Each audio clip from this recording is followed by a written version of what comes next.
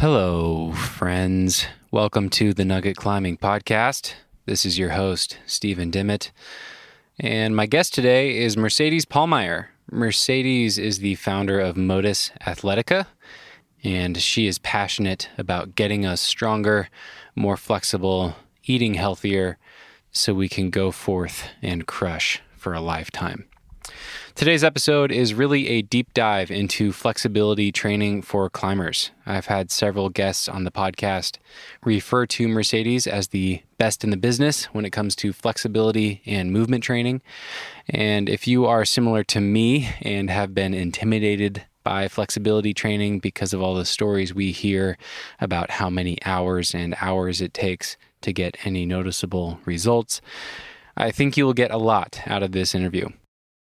We talked about this in the episode, but I think Mercedes is the first trainer or coach who has made me feel hopeful about improving my own flexibility without having to dedicate every spare second of my life to stretching. And she really delivered. We came up with a program for me to improve my side splits with a time commitment of just 6 minutes per day. So I'm very excited about that. And as I promised in the interview, I wrote out that program and I will link to it in the show notes as a reference for any of you that want to try it. And I would love to hear how it goes if you do. We covered a lot of other ground in this episode as well. We talked about Mercedes' recent trip to Red Rocks and how and why she is using blood flow restriction training as part of her rest and recovery after the trip. We talked about whether or not climbers should be using passive stretches as part of our warm-up for climbing, and Mercedes gave some recommendations on how she warms up. We talked about how to cycle your training, both in strength and flexibility, and going in and out of seasons where we focus on these things, and why Mercedes is a fan of replacing some of our strength training with focused flexibility training at certain parts of the year. We talked about some of the biggest bang for your buck exercises that Mercedes focuses on with her climbing clients and which areas of flexibility climbers need the most and would benefit from working on. And we talked about nutrition a little bit right at the end. Mercedes co-authored a nutrition book called Peak Nutrition, and we didn't go into too much detail there, but I was curious what some of the biggest takeaways from the book were, and Mercedes was able to highlight one or two of the most important principles that she focuses on with her clients when it comes to nutrition. We also mentioned a lot of exercises and stretches in this episode. Some of them are very difficult to describe and to visualize, and I really encourage you to check out the show notes for this episode. I linked to pretty much everything we talked about. You can find those at thenuggetclimbing.com. And if you're curious what we're talking about when we describe a stretch, if you want a visual, if you want a video, you can find those in the show notes. I also linked to a minimalist flexibility program that Mercedes offers on her website, and I linked to her book, Peak Nutrition, as well. We did not get to any listener questions in this episode. There were a lot of good ones, actually, and we just didn't have time.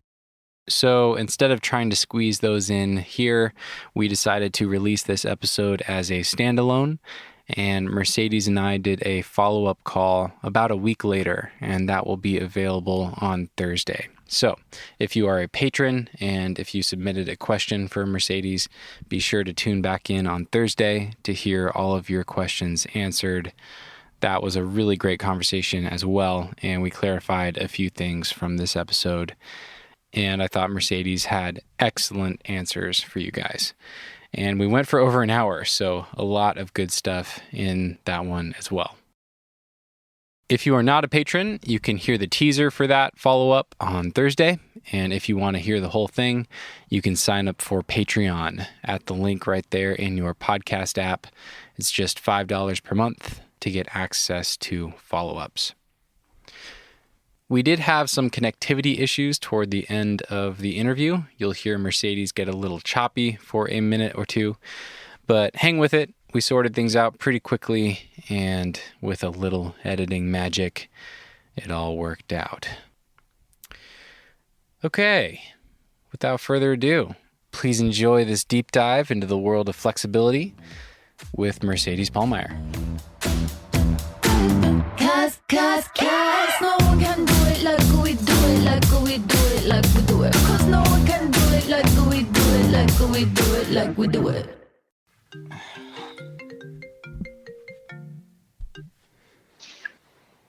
Hello. Hey, Steve. How are you? I'm good. How are you doing? I'm doing very well. Yeah. Awesome. I think my van's about to get blown over by the window here in Waco. Oh, no. Yeah, Waco's telling me to leave. It's both very windy and it's about to get very, very hot. Oh, yeah. Yeah. I normally like wind, but it's like having a hairdryer blown in your face when you're trying to climb. A little aggressive. Totally. Yeah. How's it been going down there? Overall, it's been really good. Yeah. I'm very, I've had a great time and I'm very happy with the season. The last month or so has been a little bit of a roller coaster for me. I had a little finger tweak, like a minor pulley tweak, and that's on the mend, but not 100%. But that set me back for a little bit. And then I think I just had kind of gone too hard for too long, even though I had planned in some deloads. I don't think I really took them seriously enough. So I felt kind of worn down for a while, and then I started climbing really well again, and then the weather was hot and all over the place, and then I got sick. I just recovered from a really weird, pretty gnarly head cold. Oh, no. Yeah, luckily I tested negative for COVID, but Yeah. I was laid out for a few days and pretty stuffed up, and I probably still sound a little bit stuffy, but yeah. Yeah. No. But No, you sound fine. But I think it's like I'm having like weird allergies right now too. And I'm like, oh my God, do I have COVID? But I think it's just the allergies. But yeah, I get you. So I'm sorry if I also sound a little stuffy too. We make a great team today. Yeah. I've been joking that the congestion's protecting me from COVID, that I can't breathe well enough to actually get any of it into my system. Sure. Maybe it's a blessing in disguise. Yeah. Yeah. But yeah, it's been good. I had kind of a final week of decent weather here this last week. Managed to send a couple things, and it's about to get very, very hot. So it's kind of a nice little wrap on the season here. And you know, it's kind of nice when there's an obvious time to move on. Yeah. You don't drag it out and keep beating your head against something. Yeah. You're going to head up this way, right? Where are you at again? I'm in Seattle. Oh, of course. Yeah, I knew that. I am eventually, not yet though. Okay. Yeah, I think St. George next. Okay. Potentially Smith if I have time. I'm still, like I said, I'm still kind of rehabbing the finger a little bit, but I'm hoping that it'll be, back to crimping hard with enough time to spend some time at Smith before it gets too hot there. But yeah, after that, I'll be going up to Central Washington for probably a month or 6 weeks and hang out with the family and do some training and maybe pop over to the west side a little bit. Yeah. Yeah. Awesome. Yeah, you just got back from a climbing trip, right? Yeah, I got back from Red Rocks. I'm definitely feeling tired. Because you asked me, one of the questions was like, what am I focusing on right now? I'm focusing on recovering. That's a big one for me, because I'm still going to go and try to hit up my projects in Leavenworth, but I'm not I'm really trying to chill. I was thinking about actually going back to Red Rocks because I almost did this V10. I was painfully, so painfully close that I just needed one rest day and then I would have done it. But there was no time. And sure. Yeah, so I'm I should go back, but it's so hot. It's 85 degrees now. Oh, wow. Over there. So I'm that's not worth it. I'll just wait until the end of the year. Oh, it's so hard. I mean, it keeps you psyched to go back, but it's hard when you're that close to walk away. Yeah. Well, that's cool. Luckily, you have Leavenworth to pivot to, at least. Yeah. I'm stoked. I'm stoked to get on some good granite and try hard and climb with my friends. So yeah, it'll be good. So I'm curious what that looks like for you, because that's something I always struggle with. When I get back from a trip, I know that I'm supposed to chill out and rest and recover, and then kind of ramp back in, ramp back up to climbing hard. ease back in, Yeah. whatever. And I never know how to do that. Yeah. I take a week off and then I do a couple lighter sessions and then get psyched and try hard again. But yeah, do you have a specific method for that, or what are you focusing on right now?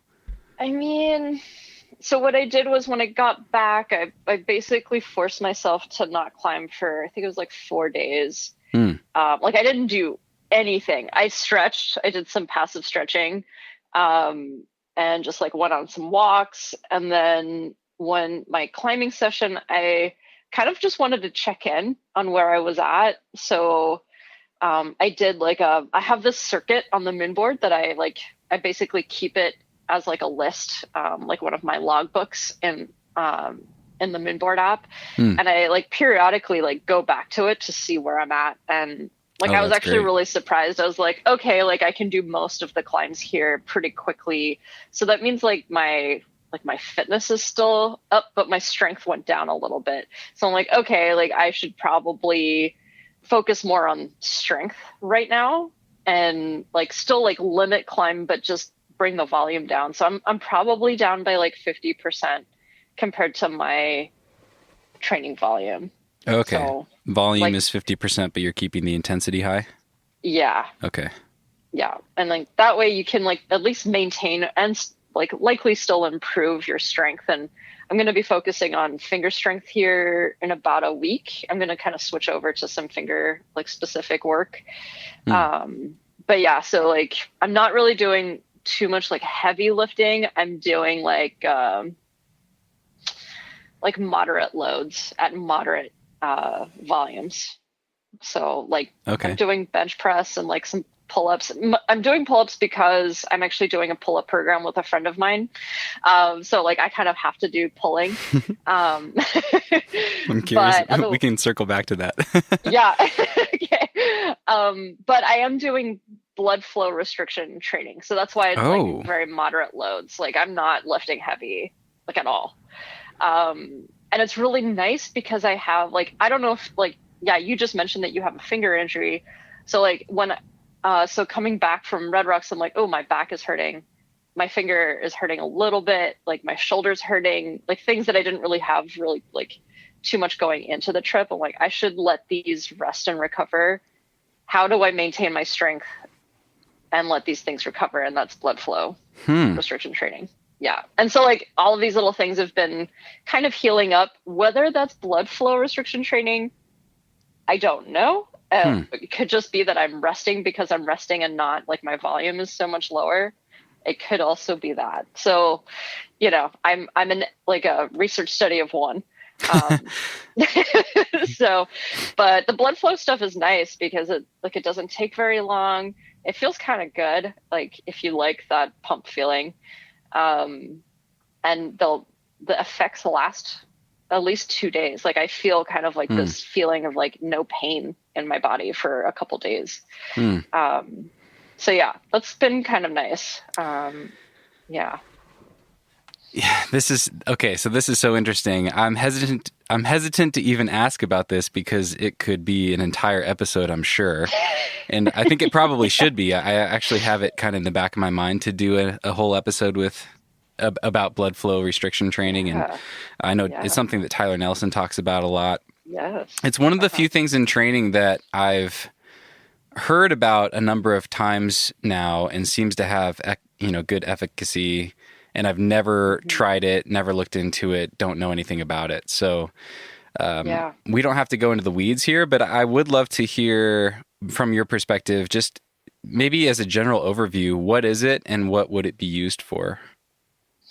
Yeah. So like I learned like everything I know, I learned from Tyler. Okay. He was the one that introduced it to me. And I was like, this is scary. Like, why would I want to do this? It freaks me out. Just I'll just leave it at that. I'm going to squeeze like my arms and my legs so that there's no blood. That seems really counterintuitive. Put a tourniquet on and do some training. Yeah. Yeah. Like, is my body going to blow up? I think, like the cuffs that you use for the blood flow restriction are like, have been very highly like tested, especially in the laboratories. So like they make these cuffs basically like foolproof. I don't think you can really screw it up. So you have to get the good ones. And so like the ones that I bought are the Be Strong blood flow restriction cuffs. And in general, like the goal is they've used these protocols on injured athletes, like especially Olympic athletes. So if like a skier broke their leg, like 6 weeks before the Olympics, they took this athlete, did blood flow restriction training on them every single day to make sure that they, one, keep up their strength before going into the Olympics, and to speed up recovery. And like they managed to do both with blood flow restriction training. And it has like, there's so much science now on it, especially I think this started in Japan. At least all of like the first part of like the research was done in Japan. And I think it was mostly done on like older folks who wanted to stay fit and healthy. And so they would go to these clinics to do blood flow restriction training for like 20 minutes. And then, they go about their day and they're able to maintain their muscle mass and their bone density. It really does depend on like the type of exercises that they're doing. They're not just like sitting there, but the loads don't have to be very high. It's like very low load training. I was doing bicep curls last week with 5 pounds. Like it is like, it feels silly. Like I could probably do bicep curls with almost no weight in my arms and my hands. And, you do about 30 reps and you do 3 sets of 30 and then you're done. You move to a different muscle group because that's really all the tissue can handle, because it's so much blood in that specific muscle. So you got to like keep going. Otherwise, if you train too much, then you're going to overtrain and then you'll probably like hurt the tissue. So like the volume really does matter, and you don't want to overdo it and get like too much feeling of that pump. In terms of like the exact science behind that pump, like I don't know exactly, except that like when you're done, you get these like it's almost like an anti-inflammatory response, and you get this other, it's like a gene expression. Something happens that basically helps you to repair a lot of your tissue. So like it's kind of what's happening in the body. Okay. And it's fascinating. And you kind of do get this like anti-pain, like that comes with it. You're like, wow, I feel really good. So that's like kind of the overview. And you could do it every day depending on the severity of like your injury. Because I'm not like injured, I'm just doing it a couple times a week right now, and it feels good. Like I could probably do it more, but I haven't honestly done more than 3 times a week ever. Yeah. And you can get really sore. Okay. Yeah. And is the application primarily recovery and injury recovery, or are there like pure strength applications as well? So it's mostly for, at least in the research, it's for rehab. Okay. From an injury. At least that's what I've seen. And then Tyler has been using it for specifically increasing finger strength during, like, it could just be like one phase of 4 weeks, and you just do like you have to focus on your finger strength and maybe other parts of your body. But I don't think like you're really, I'm sorry. Are you hearing my notifications? No. Okay, great. I'm sorry about that. I just got a new phone and it's been a little silly. Yeah, so he's been focusing primarily on strength, and he has seen a lot of great results in his athletes just using blood flow restriction. And it's nice because like you could use it as a recovery tool because the load, like the volume is so low. And so you can actually give this to especially elite athletes who are training all the time. You could vary up their training by using blood flow restriction. So it's like very enticing and like really cool. I don't know if like recreational athletes need it necessarily. Okay. But maybe in this like phase of like recovery, like especially if you've like not feeling so great, like maybe you've lost a little bit of motivation, but you want to maintain strength and not have to work super hard, then this could be a really good tool. So interesting. So yeah, Tyler and I have talked about doing an episode, and this might have to be the topic matter. I think a deep dive on this would be really interesting. Yes. It would be very cool to see like the climbing industry kind of like adopt this method, because there are quite a few sports that are starting to really put it into their programming. Okay. So, yeah. So back to your bicep curls, you're basically using those straps that you described, and I'll link to those in the show notes, but you're using those around your upper arm? Yeah, so you put it kind of like as far up on your arm as possible. So it's around your deltoid area, and you pump it up. There's like a specific pressure. It's almost like getting your blood pressure measured. Yes, it feels just like that, like kind of like a little uncomfortable. Like it doesn't feel great, especially the first couple times you do it. And you start easy, you know, like there's like a pressure, you continue to increase the pressure over time.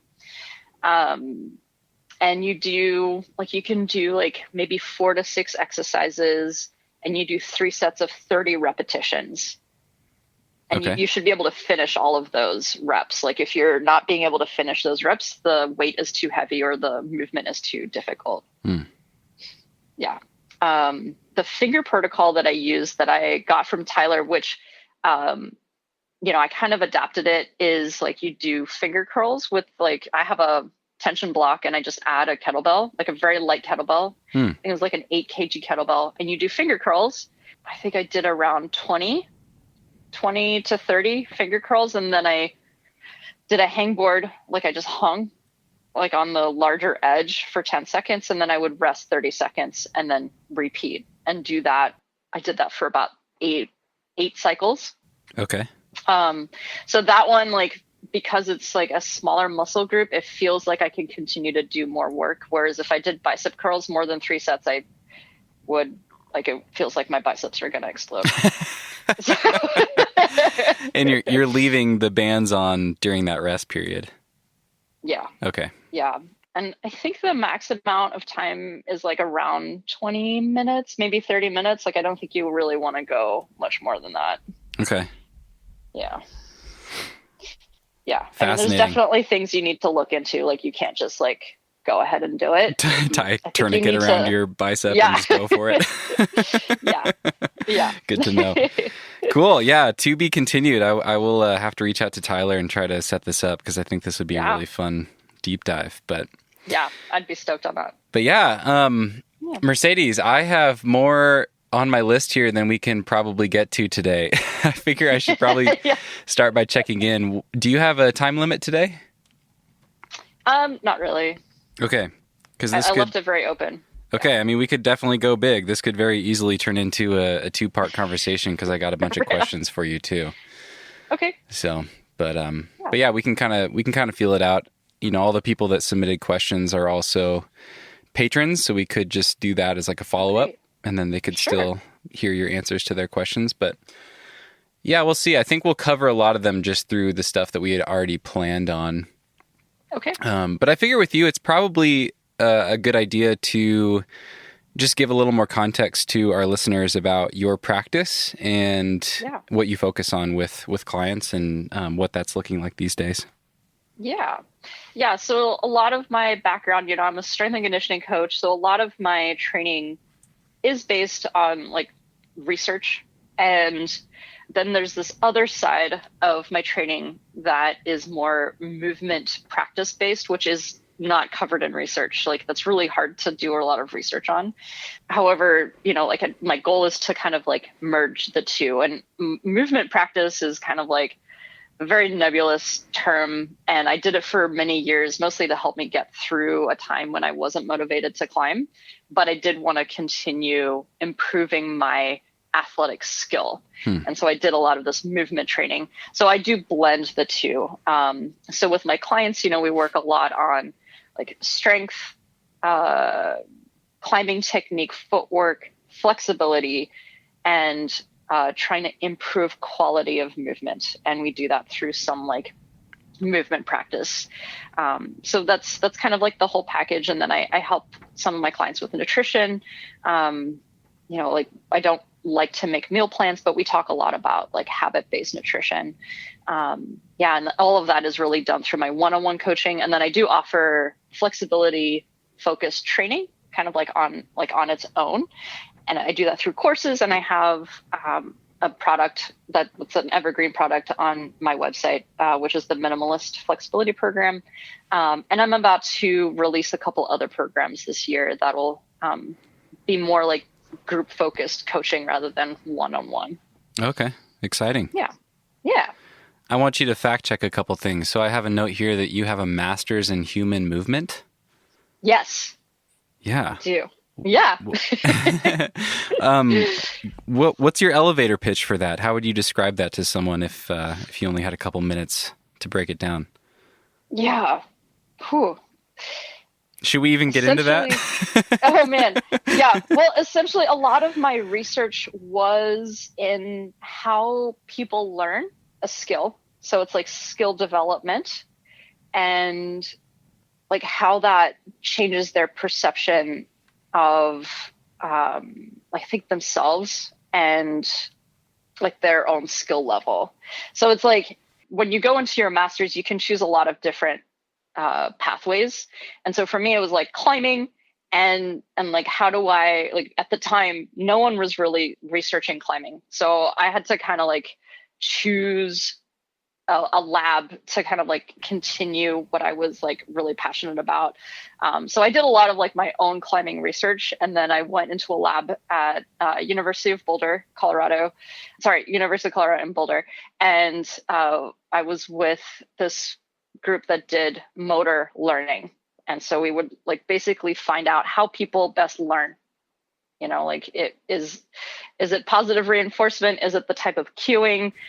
Do we have to threaten you to learn something really quick? You know, like all of these like things. And that was really cool. So like that was some of my focus for my master's degree. Okay. Yeah. Oh man, I just opened up a whole other rabbit trail that we could go down. Yeah, I would love to know some of the key takeaways that you've used with your clients. Like what are the bullet points there as far as what you've learned about how people learn how to move better? Yeah. I mean, essentially, we all learn a little differently. We have like the visual component, we have the verbal component, we have like kinesthetic component. Like if I move you through something, will you be able to like feel that movement? Kind of like power spotting, like that's like one element. So like there's different types of learning. And if you know the kind of learning that you're best at, then, we try to like use that to enhance your skill development. So with a lot of my folks, actually like a combination of visual and verbal feedback has helped a lot. So that's why we use a lot of like a technique feedback. So if someone sends me a video, I'll do a visual, like I'll like draw some lines, and then I'll also talk at the same time. And oftentimes that person can see like, oh, I see where I'm going wrong. And then they can use that as feedback when they go back to that climb. Like drawing lines on their video. Yeah. Got you. Okay. Yeah. And hopefully like that like sticks around. And I think like a lot of my clients now are able to like look at a video and they're like, oh, I see it. I see that thing now. And so like, it becomes a tool for them, like visual feedback.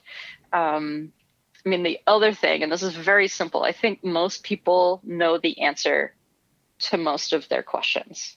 So, it's normally like helping them get to their answer is, I think, the best form of learning. So like if someone says, oh, what's the beta? Like, I can't figure it out. Like, okay, like, well, what did you try before? How did that feel? What are other options that you could create in this position? Like there's not just one option, there's many. And so like, it's just helping that person get to their own answer, because like, if you just give them the answer, they've now just taken a huge shortcut in their learning process. So that would be the biggest one, I think, for most people, is that the answer. We just got to help you get there. Yeah. All the best teachers are good at asking questions. Yeah. That always aggravated me when I was younger. Yeah. You're like, no, just tell me. Just tell me. Yeah. I appreciate it now, but yeah. Right. Yeah. That's very cool. Yeah. That's really interesting. Yeah. I want to get further into that, but I want to kind of give people an overview of what I'm excited to talk with you about today. you've been brought up by quite a few people that I've had on the show. Steve Bechtel mentioned you, and you came up again with Natasha Barnes and I think Leif Gash and Chelsea Mern. Oh my God. Yeah. Yeah, you've got some street cred. Yes, amazing. And they're all awesome folks. They are, yeah. Yeah, and it was really fun. We had a chat the other day, and, I've had a number of conversations, especially recently, about flexibility. It keeps coming up, and I kind of feel like I've been a human pinball, just bouncing back and forth like, it matters. I should do more of it. Cool. It doesn't matter. I don't have to worry about it. Just back and forth and back and forth. And my conversation with you a couple weeks ago was really one of the first times where I felt like, I know deep down from observation, from, countless personal experience, that if I had better mobility in very specific ways, that it would help me in my climbing because I see other people use it all the time. For instance, the splits. Like maybe I don't need full splits, but I see people with better hip mobility and hamstring mobility or flexibility than me utilize that in their climbing all the time. Yeah. And I'm sure it would be helpful. And talking to you was really one of the first times where I felt excited and empowered to actually do something about that. Because it's always just felt like such a just a giant, like just such a monster. Like there's no way I can do it long enough, consistently enough to make any difference because, I've tried it over the years and it just never seems to go anywhere and I give up before I make progress. So yeah, one of the things I'm most excited to get into is kind of this minimal effective dose idea applied to mobility and flexibility and some of my most burning questions. And I got this question actually in a number of different forms from quite a few listeners, but, what are the biggest bang for the buck areas? Like what are the most important mobility areas for climbers to focus on?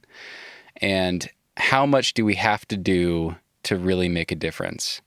And part of our conversation a couple weeks ago was you really breaking down that, it does take a concerted effort to make a difference in these areas. But then the great news is that then you get to chill out. You get to back off to maintenance, and maintaining it is really easy, especially if it's useful mobility that you're actually using in your climbing. Yep. So, that's right. Yeah. Anyway, all of that was fantastic news, got me really excited for this conversation, and that is kind of the focal point that I'm excited to dig into. Yeah. Well, I think that, so first I did want to talk about like the terminology that we use. And I think there is some misunderstanding on like about the word mobility and the word flexibility. And I think like flexibility, maybe like a lot of people think about this word as, it means that you have extreme ranges of motion, and maybe that's not useful, and it probably makes you weak. And so I think this word flexible doesn't really hold up as it should. Like, I think there's just like a lot of negative words or thoughts around flexibility.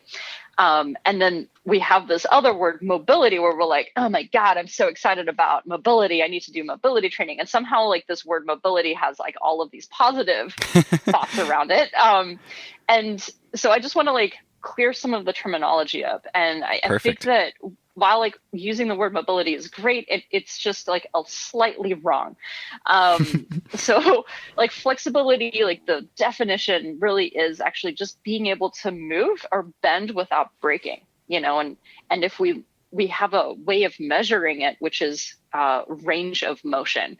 So range of motion and flexibility aren't necessarily like the same thing. We use range of motion to measure flexibility, but in and of itself, like flexibility is the ability to bend without breaking and to be very adaptable to our situation.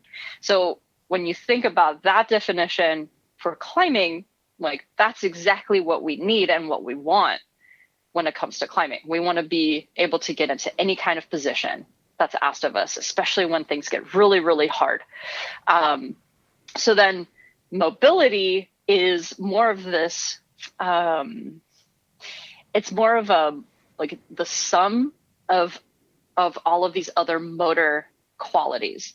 So like, and I should say that flexibility is actually a skill. So just like strength, it's like, it's a skill acquisition that we need to eventually like learn and then adapt. So flexibility is the same thing. And for some people, it takes a little bit longer than others. So mobility is kind of like the sum of all of our motor abilities. So if like, you know, like depending on how strong I am, how coordinated I am, how much speed I have, how much flexibility I have, kind of shows up as this term mobility. So it's mobility is more of the quality of your movement. So you can't actually train mobility directly. It's kind of like also like stability. You can't really train stability directly, but you can train strength, flexibility, all of these other things to make that better. But like we'll still use the words because like people are still using them. It's probably going to take a really long time. I don't know if it'll ever go away. But yeah, like just so like people know, that's kind of like the true definitions of those two words. Yeah, those are incredibly helpful definitions, and they feel very different from the connotations that I have in my head around both of those words. Yeah. I've always understood, I wonder if this holds any water. I'd love to hear your thoughts on it, but I've always understood flexibility to be a little bit more muscle and neurological based, and then mobility to be more of like the quality of your joints. Is there any validity to that? Or is that something different? Yeah, I think that's still something different because like you can still, like the quality of your joint movement or your articulations, I think still kind of go under the flexibility umbrella. Okay. And there's different ways of measuring that. Yeah, just like range of motion. Like I think there is actually a way that like physical therapists can measure like the joint movement, and so that will go, I think, under flexibility. But like that is actually really tricky. That's a tricky one, and I might have to get back to you on that. Okay. Yeah. But yeah, so like in terms of like mobility exercises, so when I think of mobility exercises now, I actually think of like how best can I prepare my body for climbing. And like I will kind of use the word mobility exercises when I give someone warm-up exercises. So that's kind of like what I thought about when you asked me this question. So some exercise that I really love, like all of my clients do, the Spider-Man press, which is like a push-up, but you put your foot up next to your hand and you do a push-up. So you're opening up your hips in that position, which is like kind of like a high step. You're mimicking that position. And then the squat routine, I have this whole like squat routine that goes through internal, external rotation for your hips, plus the actual squat itself. And then the butterfly or the tailor's pose, which is just like seated and you bring your feet together and you try to bring your knees out to the side and push them down to the ground. So those are less strength related and more just like lightly moving through these positions so they can be put into your warm up to then prepare you to climb. And all of those are very like hip dominant exercises. I think for climbers, like number one is going to be hip movement. Okay. Yeah. So that would be more of like a daily warm up, part of your climbing warm up prep. Yeah. Okay. And what would be, I know you share a lot of videos. I'll try to find videos for all of those and I'll link to them in the show notes. Yeah, I can send those to you. Yeah, that'd be perfect. What would be an example protocol that you would run someone through if they're warming up for a climbing or training session? Yeah, and actually I have like a really great presentation on warming up in Steve Bechtel's, like the the Performance Climbing Coach seminar. Like there's like, I go for like, it's almost 2 hours of like how to warm up. So there's a lot. But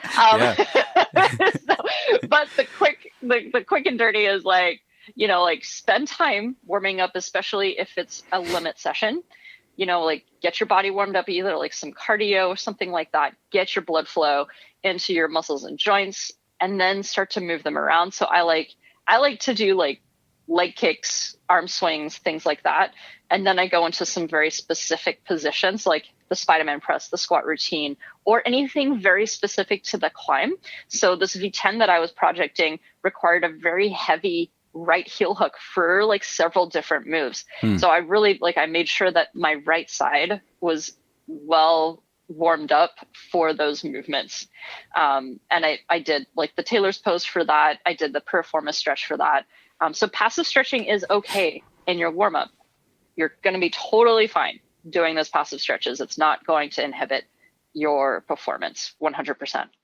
And then like once you do that, then you can start doing like on the rock or on the wall specific warm-ups. So like your footwork technique and then you start to ramp up to your limit grade. Okay. Yeah. So I think that people are so afraid of static stretching in their warm-up that they just don't do it when it actually really could help them so much more to like improve their range of motion. Yeah. I love that you shared that because I got some questions about that for sure. People definitely are concerned about whether they should do that or confused about it. A couple people were curious if stretching before a climbing session or stretching more in general would compromise their power or their, springiness, their tightness that they think that they want. But let's zoom in a little bit more on some of the details of that warm up. We don't have to go for 2 hours and cover your whole presentation here. Yeah. But I am curious, how long should that take? Let's say the whole warm up, including doing a little cardio to get your blood moving and then going through everything else you just mentioned up until you put your climbing shoes on. Like how long should all of that take? I think for each person it'll be a little different and depending on the ambient temperature. If it's cold outside, it's probably going to take you quite a bit longer to get warmed up. I would say for me, I personally warm up before even getting on the rock. It's at least 15 to 30 minutes. Okay. It's about that range. And I've heard people say, oh, you don't need to warm up for longer than 10 minutes, before you get on the rock. And maybe that person has incredible range of motion and incredible blood flow that maybe they don't need to do that. But for me, it takes some time for a limit session. If you're doing an endurance session, that's when maybe it'd be 5-10 minutes off the wall because it's not there's not a lot of skill. You probably don't need a lot of range of motion and you probably don't need to mentally prepare for anything. So, yeah. Okay. And then how important is the order of all those things? For instance, I'm thinking if I were climbing outside or projecting something outside, there's usually a hike either with a sport climbing pack or a bunch of crash pads. And so that'll get my blood flow going. But, can I wake up and do my stretching while I make my coffee and then do the hike and then start climbing? Or do I need to do all the things in the right order? How do you think about that? That's really interesting. Yeah, I guess for climbers who might warm up at home and then head out to the crag, that could be a little different. But in the research, there is a specific order, and it is do your cardio first, then do your joint ranges of motion, then start to mentally prepare as well. And then you have your potentiation, which is you can do some very fast and quick movements before you get onto your project, so that could be pulling on your tension board kind of quickly. So you do 3 to 5 seconds of kind of an accelerated pull.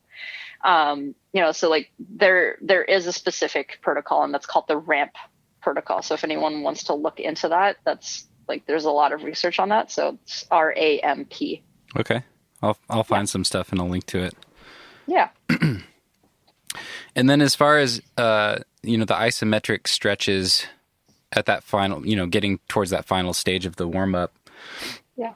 How long should those be? And what might the intensity be? Should there be some discomfort there? What are your thoughts on those two questions? And I actually got a question about, duration versus doing more sets with shorter durations. How you think about that?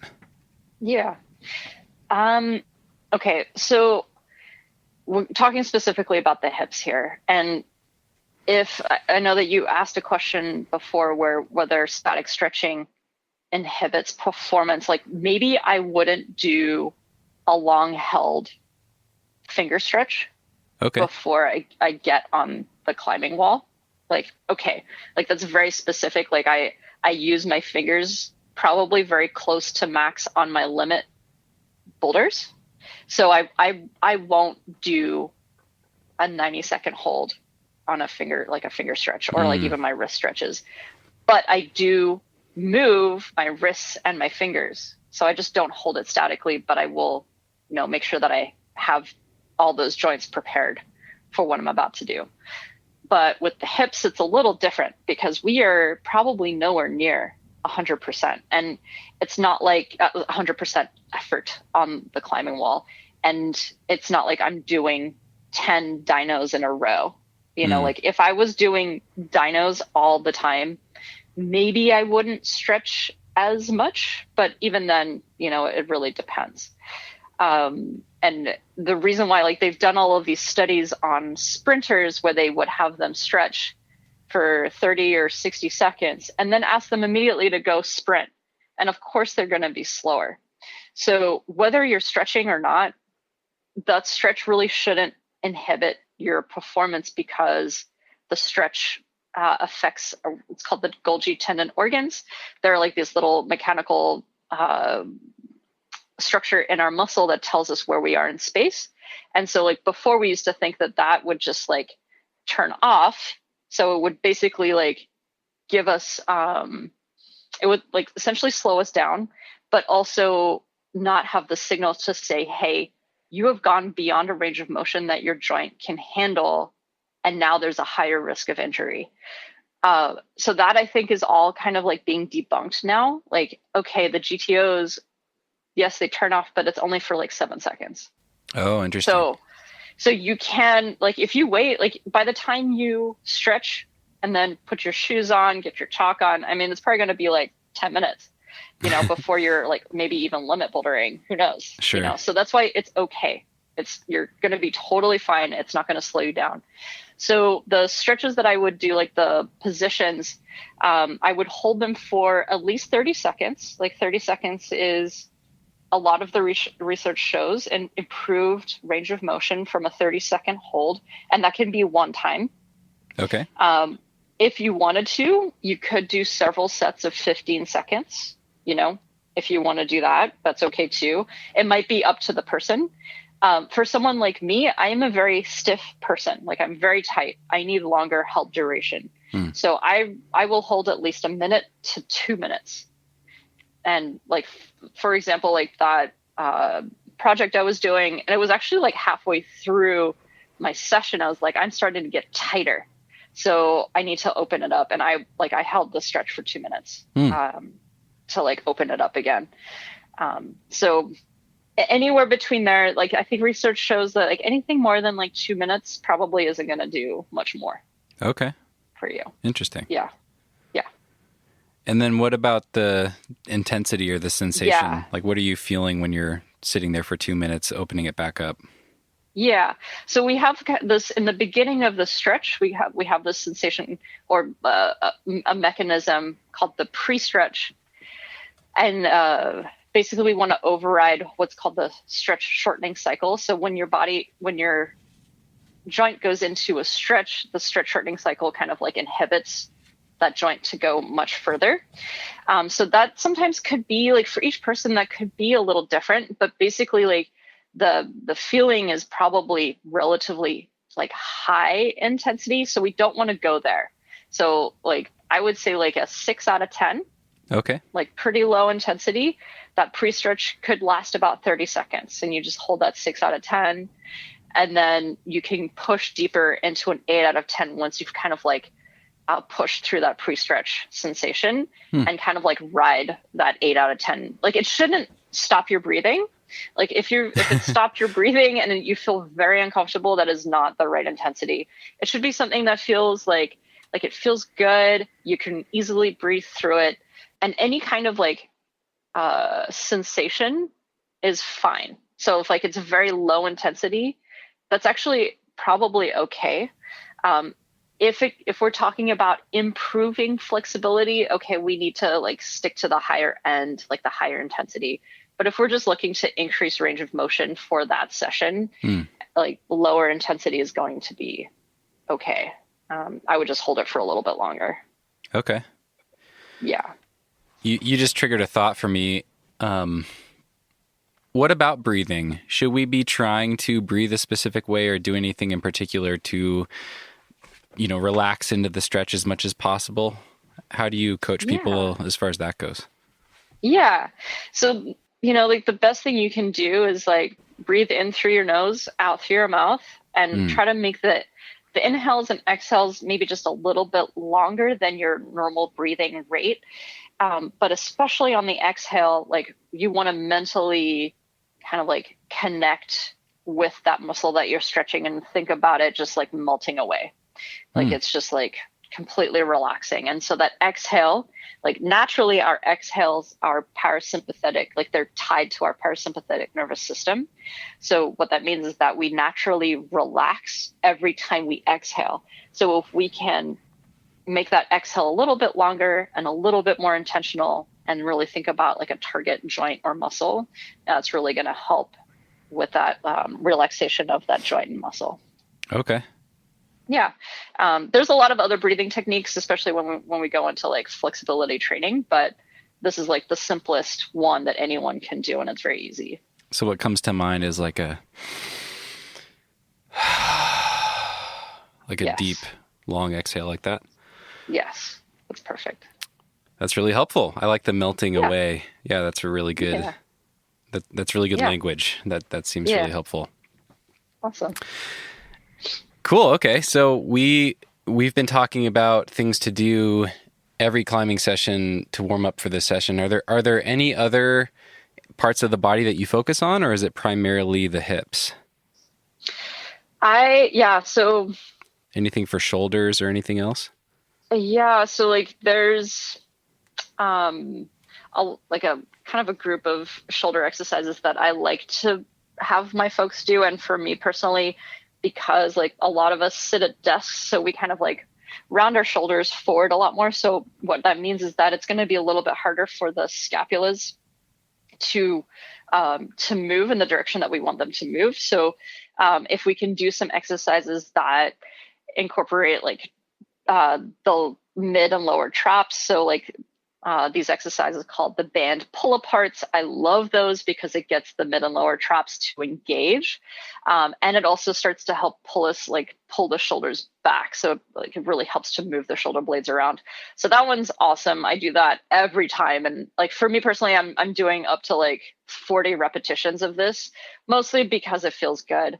I have a very light band, which is why I'm doing it for so many repetitions, but you could just do 10 with a heavier band.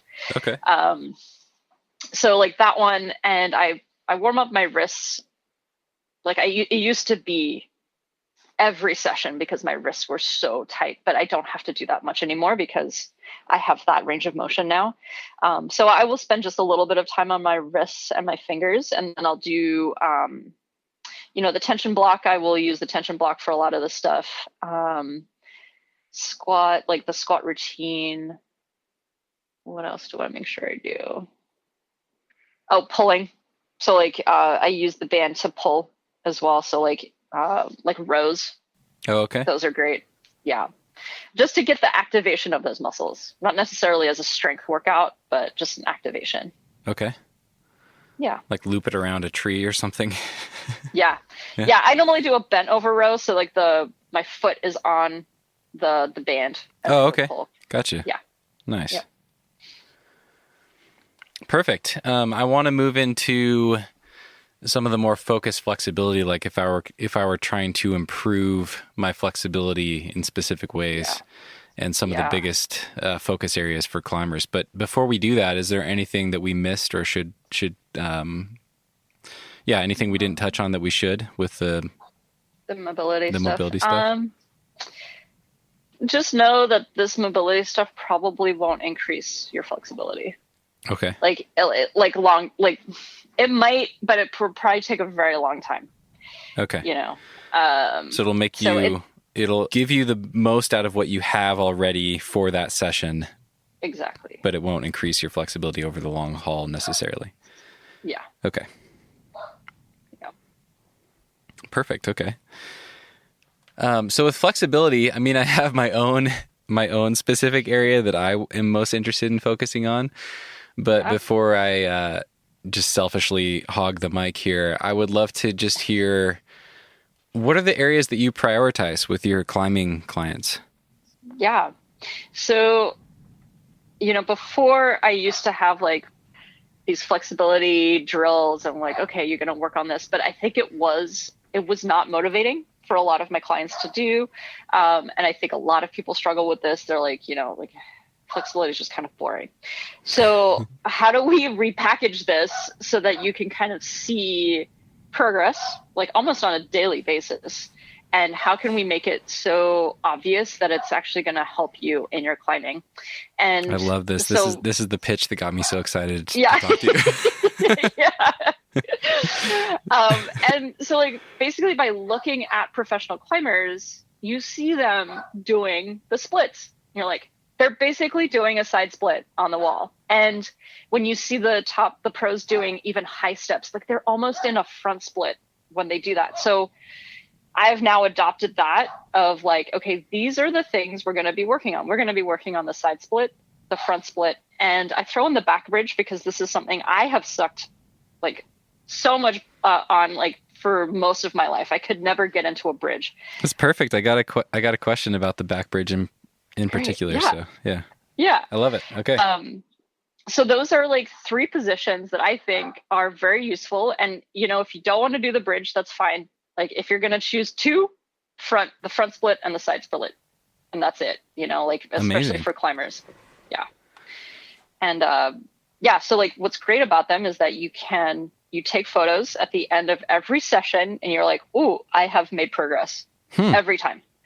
Like every single one of my clients is like, I am making progress every time.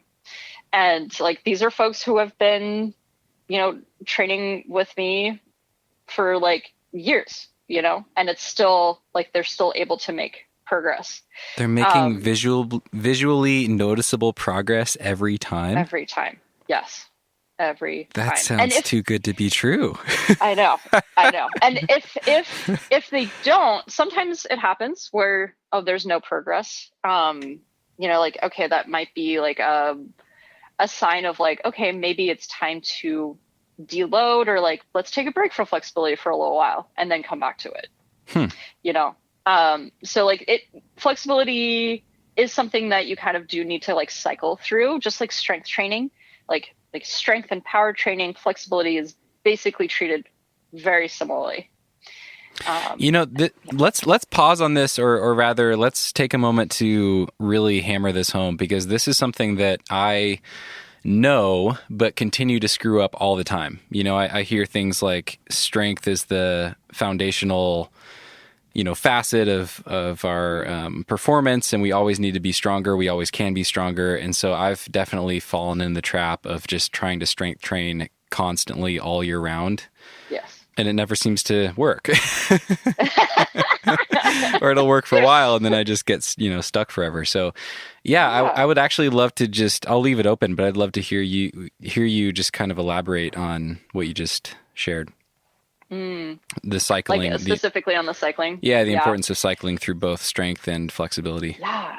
Yeah. So I think for like beginner trainees, so if you've never really trained strength before, even like climbing specific training, you could probably do the same exercise for like 3 to 6 months and continue to see improvement. But if you're someone who has trained regularly, you will need new stimulus. And if you don't change your rep scheme or like the volume or the intensity, then you will hit a plateau. Or potentially even go in reverse, because your body is just like it's become a little stale in the body. And it's not just like physical, it's also mental. Like you're coming to the same exercise and the same protocol day in and day out. So it's going to feel kind of boring as well. So we need to like stimulate the body in different ways. And, 4 to 6 weeks is like in the research seems to be what holds up, is like every 4 to 6 weeks, change up the protocol. You don't have to change the exercises necessarily, but even just changing like the protocol will be enough to then like overload the body. And it's called like super compensation. So we just like push the body and then deload. And then when you deload, that's when super compensation happens. Like the body realizes like, oh, I've done all of this work. I'm adapting to all of that stress. And now I'm stronger than I was 6 weeks ago. So it is this constant cycle of overloading, deloading, recovering, and then doing it again in kind of a different form. Like sets of reps. I think it's Dan John, the strength coach. I like his phrase, same but different. Yeah. Like you pick really similar exercises that are slightly different. Like instead of a overhand pull up, you do a chin up, or instead of doing 2 sets of 5, you switch to, 3 sets of 3 or some. It seems like, from what I've learned, it seems like it can be pretty subtle or small changes. Yeah. Yeah, totally. Yeah. And even, there is a lot of research on variability as well. That variability is actually really good for us as humans, because like if you think about it, like survival, we were constantly coming up against a lot of different situations all the time. So it's like in terms of like keeping our brain like consistently like growing and with developing new skills, like we have to have variability. So like I love that. Like you could do so many different variations of pull-ups and still get stronger at like your regular 2-arm pronated pull-up because like our brain is now also being stimulated by that. Yeah. So then how do you think about cycles, and how do those fit in when you're training a client? Yeah. So with, let's see if I can like choose one of my clients right now. Yeah. So I have one client who was very new to working out at like specifically for climbing. And so like learning exercises is a huge part. Again, it's a skill. Like we have to learn how to squat. We have to learn how to do a pull-up. And so like those exercises stayed in her program for a really long time.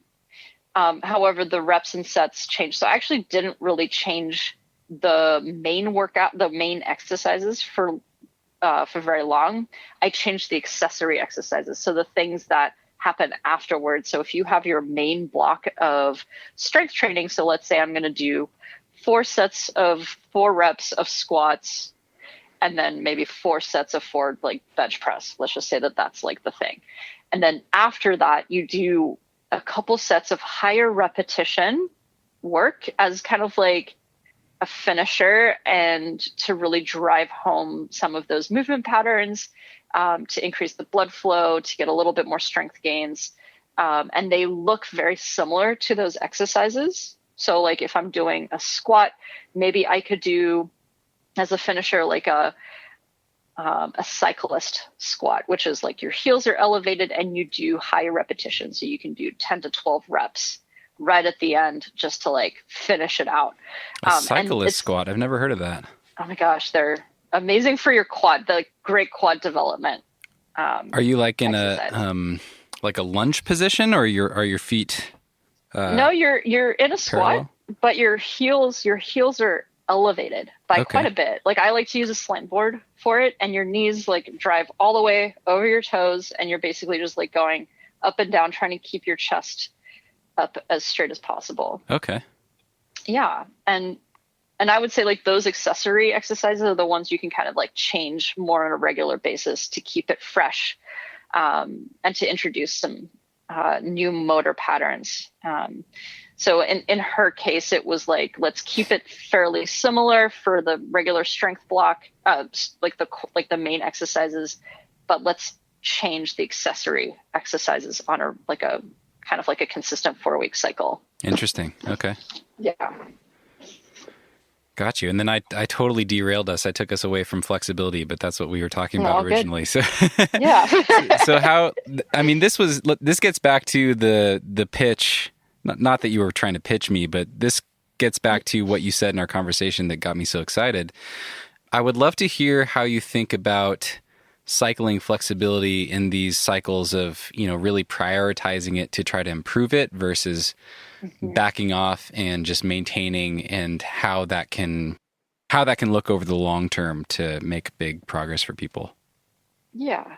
Well, so again, like flexibility is a skill, and you do have to learn how to do it. Like there's very specific positions, and especially when we get into end range strength, like you really want to know like the technique and like what muscles you're actually trying to improve in those positions.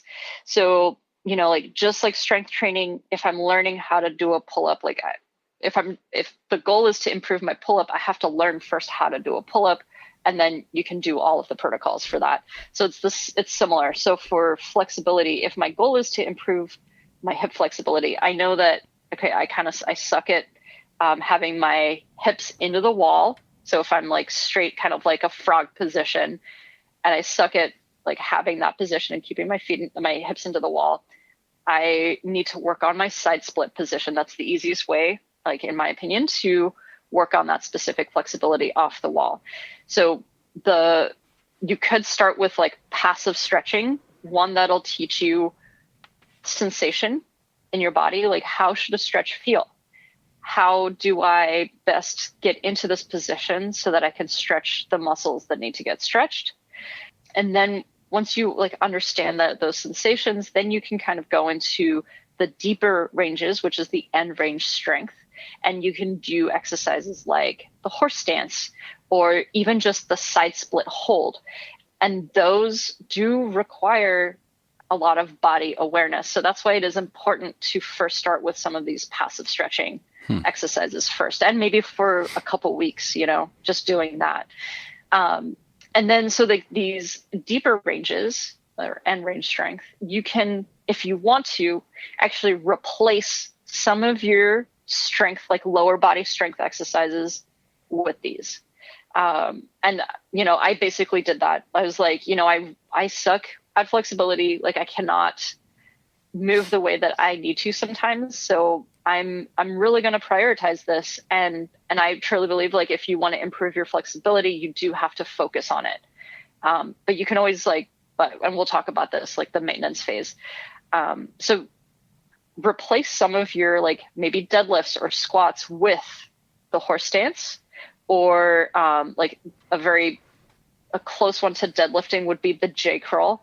And you can do heavy J curls and improve your hamstring flexibility. But again, you have to understand how much weight you can tolerate and still improve flexibility. If you do too heavy of a J curl, it's very impressive, but it may not actually improve your flexibility because now it's too heavy for your nervous system to even create any change in your range of motion. If that makes sense. Fascinating. Okay, so I want to dig into a couple things here. First off, were you saying horse stance? Horse. Yeah, like horse. Okay. I wasn't sure if it was stance or dance. Obviously, stance. Oh, stance makes more sense. Stance. I mean, that would be great. That'd be really cool. I'll chat with you offline and try to get some resources for that to put in the show notes. I've never heard of that before. Okay. Yeah. And then the other one, the J curl, that stands for Jefferson curl, if I'm correct. That's right. And that's something I've actually done quite a lot of, and it's one of those classic like, it worked so well I stopped doing it things. Yeah. Like it was going great, and it really, for people listening, and actually maybe I'll give you the floor and let you describe it, but it's basically like a slow, rounded back, straight-legged deadlift to improve your toe touch with a weight in your hand. And I did it, I don't know, I was doing it maybe 2 or 3 days a week for quite a long time, probably over a year, and I definitely improved 6 or 8 inches on my toe touch. So that's amazing. I should probably start doing it again. Yeah.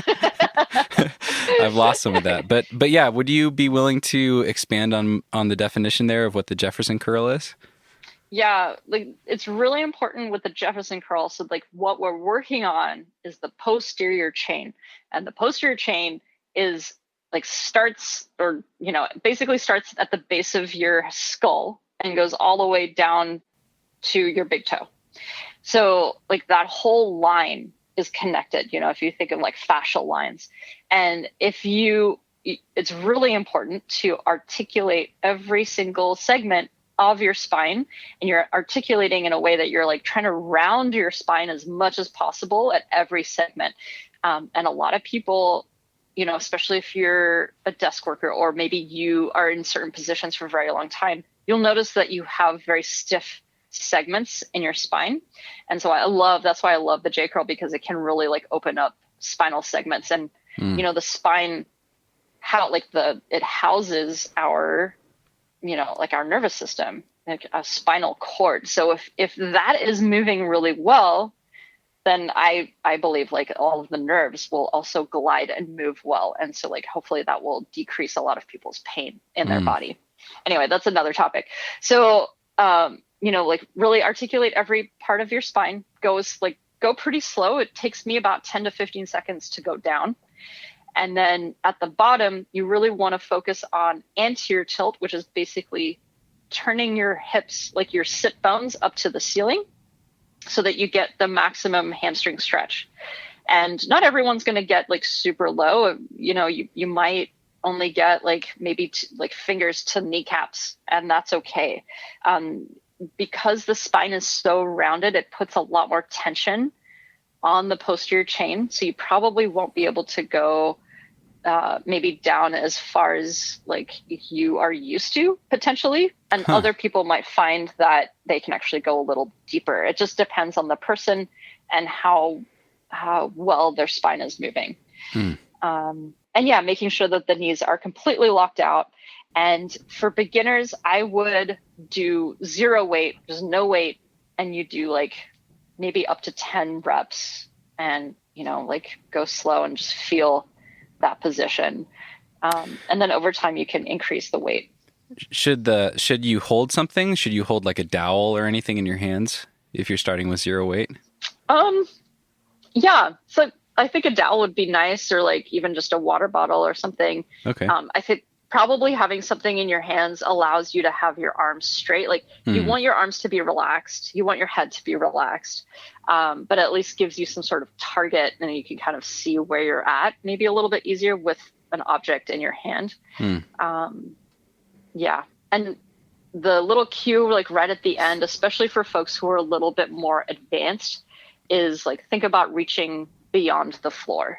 And that sometimes just gives you even like an extra half inch, Yeah. And then you want to hold the end range for 3 to 5 seconds, maybe breathing. You could spend longer down there too. And then start to curl up the same way that you went down. Okay. Yeah. I'm going to add a couple visuals for people that I'm borrowing from Tim Ferriss, but I found them helpful. And I'll find a video of these and I'll put it in the show notes because it's really helpful to see it. But, you're talking about articulating your entire spine. So he described envisioning your spine as like a string of pearls, and you're just slowly curling one pearl after the next forward until your whole spine becomes rounded. And then that's awesome. As you get towards the end, you mentioned anterior pelvic tilt. And another one of his analogies that I really liked is if you think of your pelvis, if you're standing up straight, if you think of your pelvis as a wine glass that's upright holding wine, anterior pelvic tilt would be tipping the wine glass forward, pouring wine out your front. Yes. And then the opposite would be posterior pelvic tilt, which would be tipping it backwards and pouring wine out the back. Yeah. So you're really kind of like pop locking it, pop, drop, whatever that phrase is. So,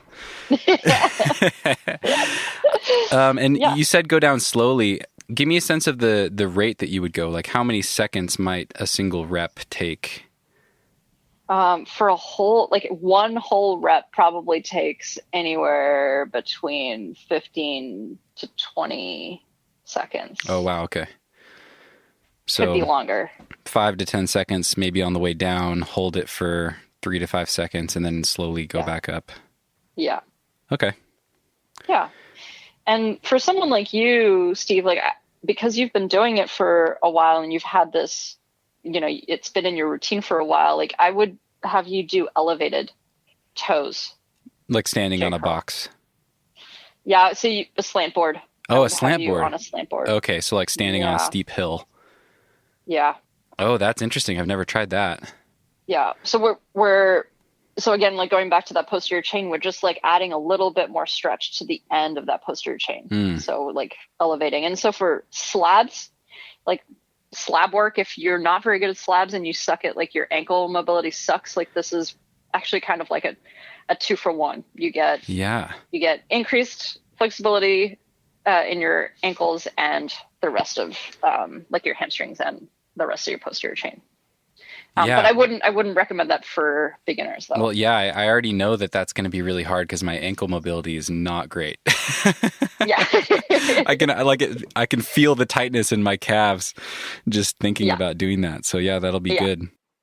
Yeah. And then for people listening, because you're, eventually, and really it's probably worth hammering home that you should take months and months to do this. I think I kept my weight.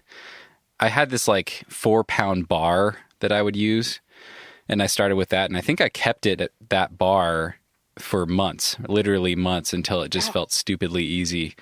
And then I added a little bit of weight to it. But really, really do yourself a favor and take these really slow. But eventually, if you have weights, you do need to stand on some sort of elevated platform so that your weights can go below your toes. Yeah, that's right. But yeah, slant board, I'll have to find a way to do that. Yeah. On top of my little stool. Yeah. Or find a slanted rock. Yeah. Yeah. Sometimes even just putting like maybe a buck or maybe a 2x4. Okay. Your toes, that could be enough. Okay. Yeah. So this is really helpful. I've always added them to the end of workouts, but then I tend to, if I'm doing like, and I haven't done this recently, I've been on the road, but if I was doing like a normal strength day, I'd maybe do some deadlifts and some presses, do my other exercises. And then by the end, I'm kind of just ready to get out of there. And I would tend to kind of rush the J curls. Yeah. And I really like the idea of just replacing the deadlift with these and really focusing on them as like one of the main ingredients for a period of time and really giving more focus to them. I think that's going to be helpful for me. Yeah. And like, especially as you get heavier with the J curl, like your abs are going to be so much more engaged. So you're going to get full body recruitment plus this added benefit of flexibility, yeah. And then how would you program these, and how long might someone focus on this in a cycle? Yeah. So I've run a couple groups now. Like I have a specific flexibility group training that I do. And the first group, I feel like made the best progress because it was a much longer program and we spent much longer in each kind of like phase of the flexibility training.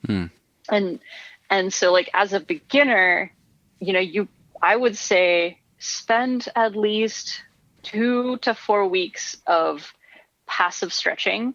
And so you don't need to be doing this like you could do this every day, and it shouldn't really take away from the rest of your training. Like you don't need like excessive amounts of energy to be able to do the passive stretching. So it's just learning passive stretching and really like opening up those ranges, especially in your hips. So like 2 to 4 weeks of just understanding how to do passive stretching, how to move your spine.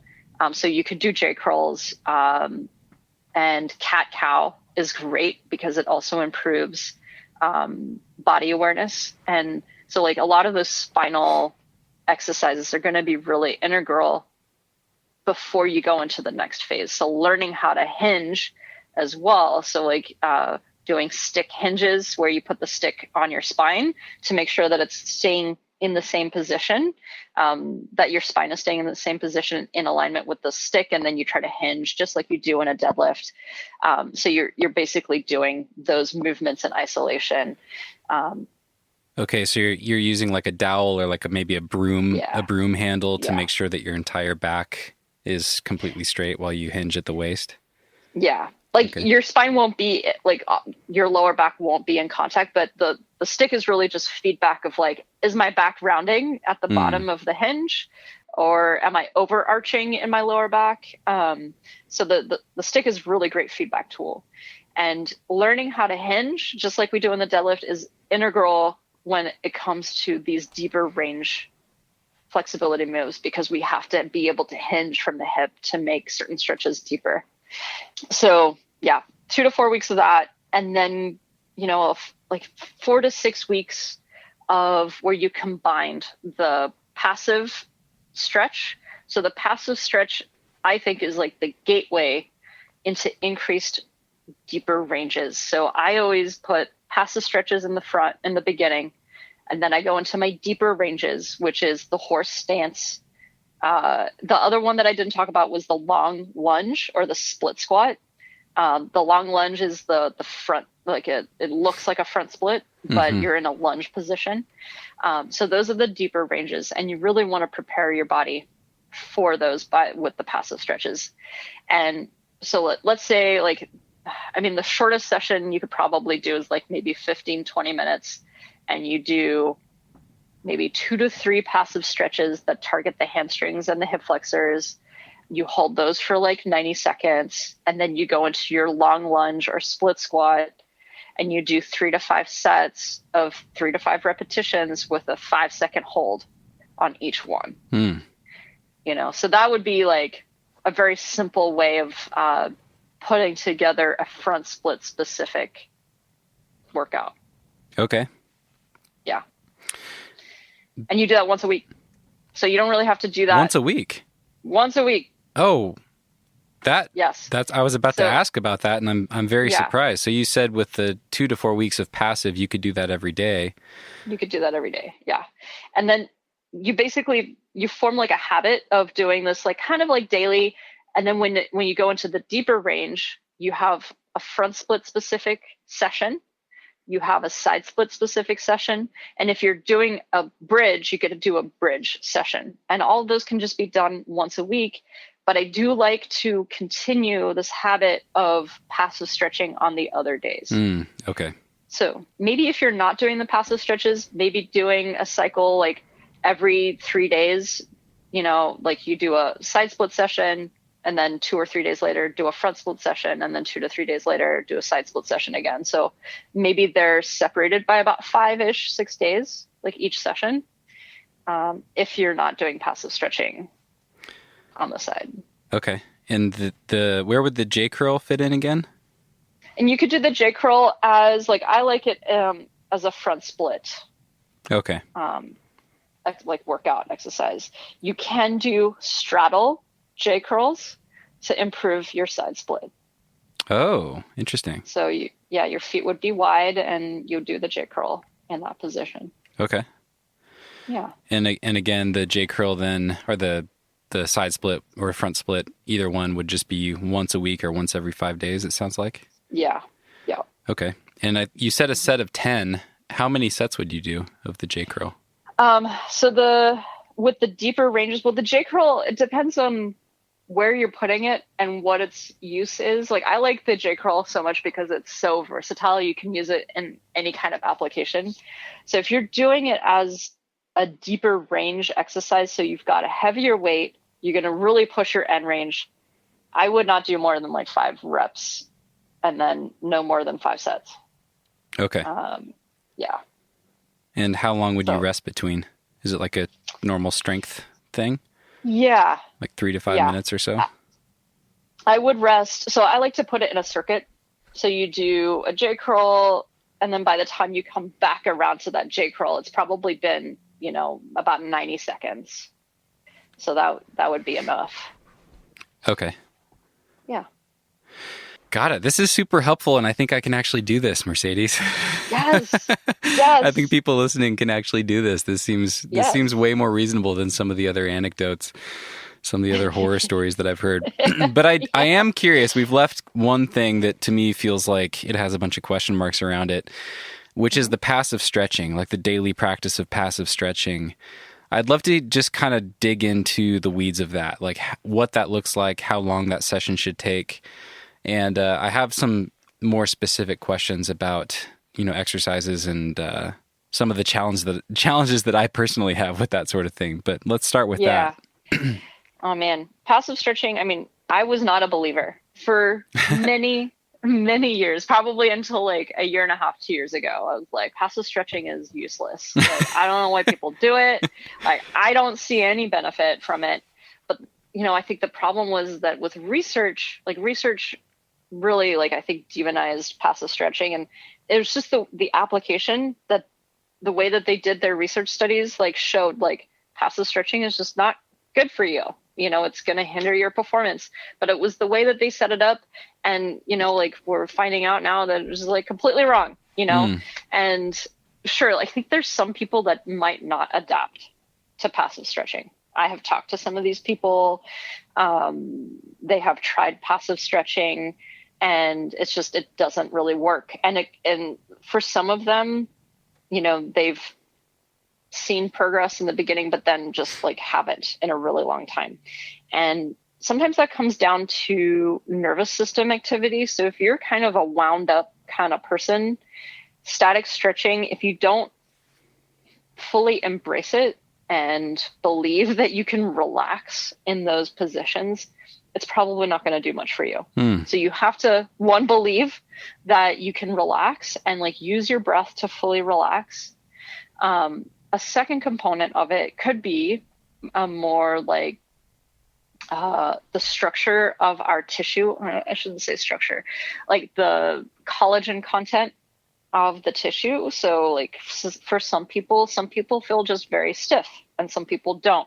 So I'm definitely one of those people that's more on the stiffer feeling side. Sometimes like passive stretching, you just have to hold it much longer than a 30-second stretch. Like 30 seconds for me almost does nothing. I'm like, I am just barely getting into like settling into the stretch. At about 60 seconds, I can start to feel myself opening up. So, I think that maybe there hasn't been enough play in the passive stretching realm. Like people haven't really like done enough research like for themselves in the passive stretch, because we're just like, well, research says that it doesn't work, so why would I waste my time? And that makes total sense, but so now like it's nice because like talking with practitioners who like people who coach dancers and like gymnasts and folks who like coaches who will train adults to get flexible, like those are the people that you kind of want to get your information from. Totally. Because like unfortunately research has not caught up yet. It's starting to, but yeah, like adults can get flexible and it just takes a little bit longer, just like everything else, like our strength, will improve a little bit slower than it would for like an 18-year-old person. Sure. Yeah. We learn languages slower, all the things. Yes. Yeah. And so flexibility is no different. And you just need to figure out the best way for yourself to then go into that. And so passive stretching, I think you do need to practice some like, is 30 seconds enough? Maybe I should try 3 minutes in one position. How will I feel after that? Okay. So, yeah. And then what is if we're just focusing on these main areas that we've been talking about, so the side splits, front splits, and then potentially the back bridge, like what would be the time commitment per day if someone was in a phase where they were really, really committed to improving their flexibility in these areas? Yeah, I think a 30-minute passive stretch session is good enough. Okay. Like 20 to 30 minutes. Like it doesn't have to take long. So for a side split session, if you're just doing passive stretching, you would want to work all positions of the hip. So like internal and external rotation. So you could do the 90-90 position and you hold that especially for internal rotation. And then you can do the same position for external rotation, which will work the piriformis. So you hold the piriformis on its own for 90 seconds. do the internal rotation to do all those, the other side of it for 90 seconds. And then maybe you do the frog, which is kind of like the half split. It kind of looks like a half split. It's like the frog position on the climbing wall. You just do it on the ground. So your knees are out to the side. You're facing down toward the ground, and your feet are trying to come close together. I think some of the, where we go wrong with the frog stretch is that our feet are out kind of wide. Yeah, that's interesting. I've always done it that way. I thought my feet were supposed to be, I thought my lower legs from the knee down were supposed to be parallel. Yeah.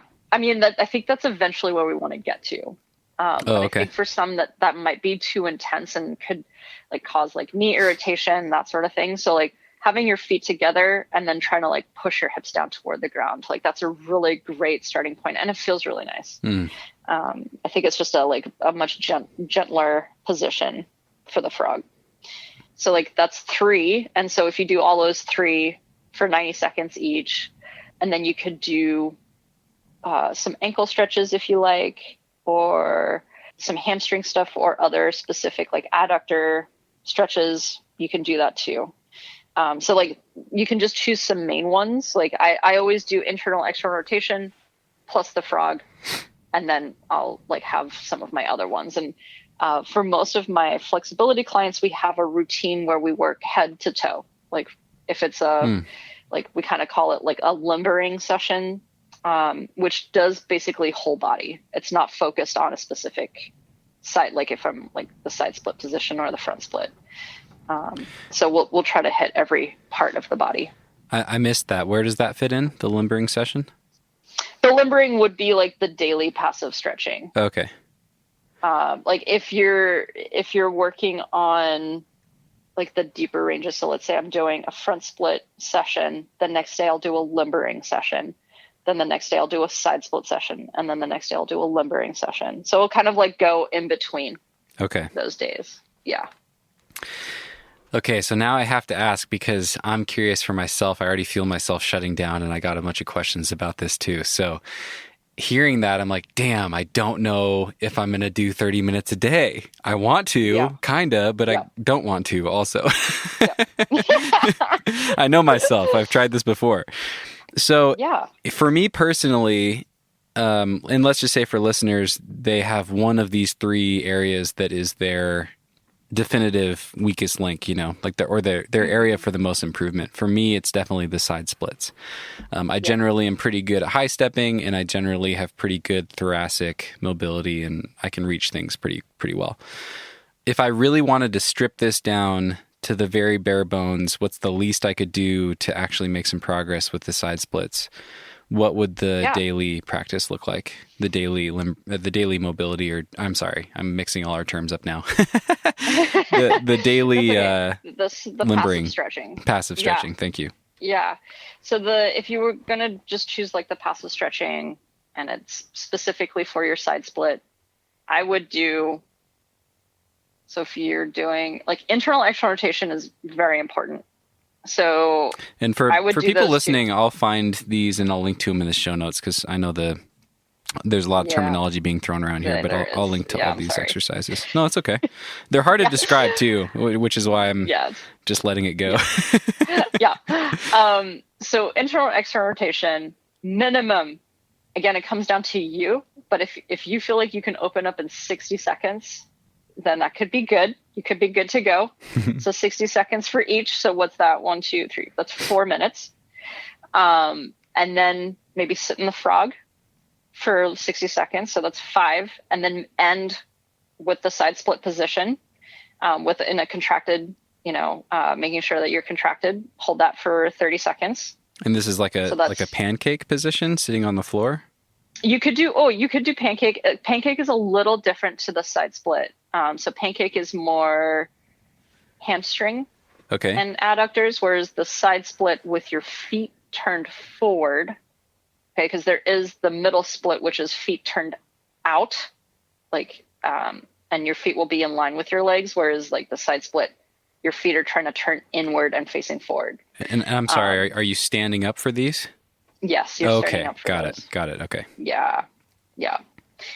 So the side split is more adductor focused. Okay. So slight nuance. Got you. Is there I mean, this is kind of a tangent here, but is there value in playing with your ankle and foot position? Because it does seem like, one foot position might have more carryover to a lot more face climbing, normal climbing, and then one would be, if your feet are pointed out, it seems like that would help more for dihedrals and stemming and things like that. Mm-hmm. Yeah, I think that the side split with your feet turned forward, because that is actually a more challenging position for the ankles, and then it will improve the strength in that kind of like weird end range. I almost feel like that would be bigger bang for your buck than having your feet turned out. Okay. Yeah, because like if you can do feet turned forward, you could probably do feet turned out. Got it. I don't think it really works the other way. Okay. Yeah. So I interrupted. Where were we at? 6 minutes? We're about at 6 minutes. So I don't know. Hopefully that's short enough. Oh, 6 minutes per day. Yeah, I can get on board with that. Yeah. So 6 minutes per day, and then once a week, if I were just focusing on one of these areas, like the side splits, for instance, 6 minutes every day, and then 1 day per week, a longer session with the horse stance and Jefferson curls, maybe Jefferson curls in a straddle. Straddle. Yeah. Am I missing anything with that? I mean,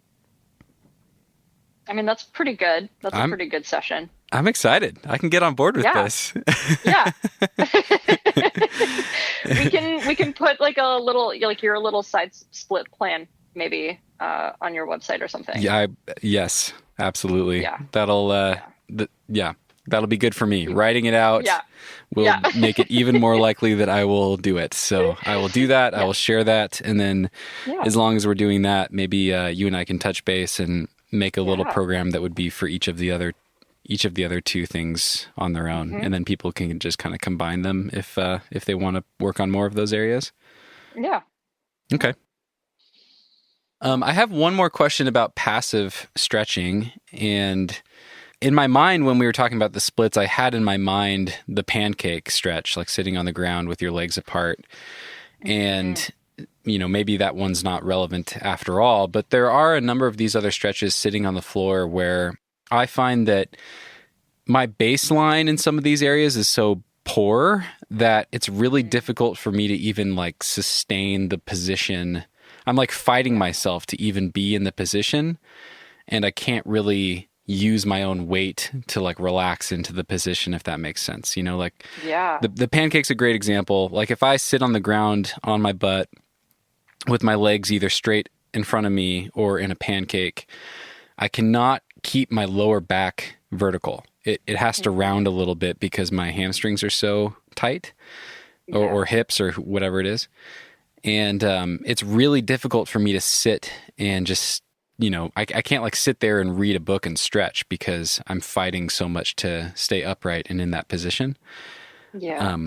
I just threw a lot at you, but I'm wondering what your thoughts are for some of these stretches that we've touched on, like ways that people can scale them if they're starting from a baseline like me. Yeah. And actually the pancake is a really, really good example of this, because I made the same mistake actually. My pancake was so horrible. And finally someone was like, Mercedes, just elevate your butt. Like, let gravity do the work for you. I was like, what? So I was like, that's a great idea. So I ended up taking some like weight plates, and I think I stacked like 3 45 weight plates, one on top of the other, and sat on that. That's how far I had to elevate. I would have to do at least that many. Like we're talking like the big fat bumper plates. Big fat ones. Yes. I'd have to do like at least each that like many. 3.5, 4 inches or something. Yeah.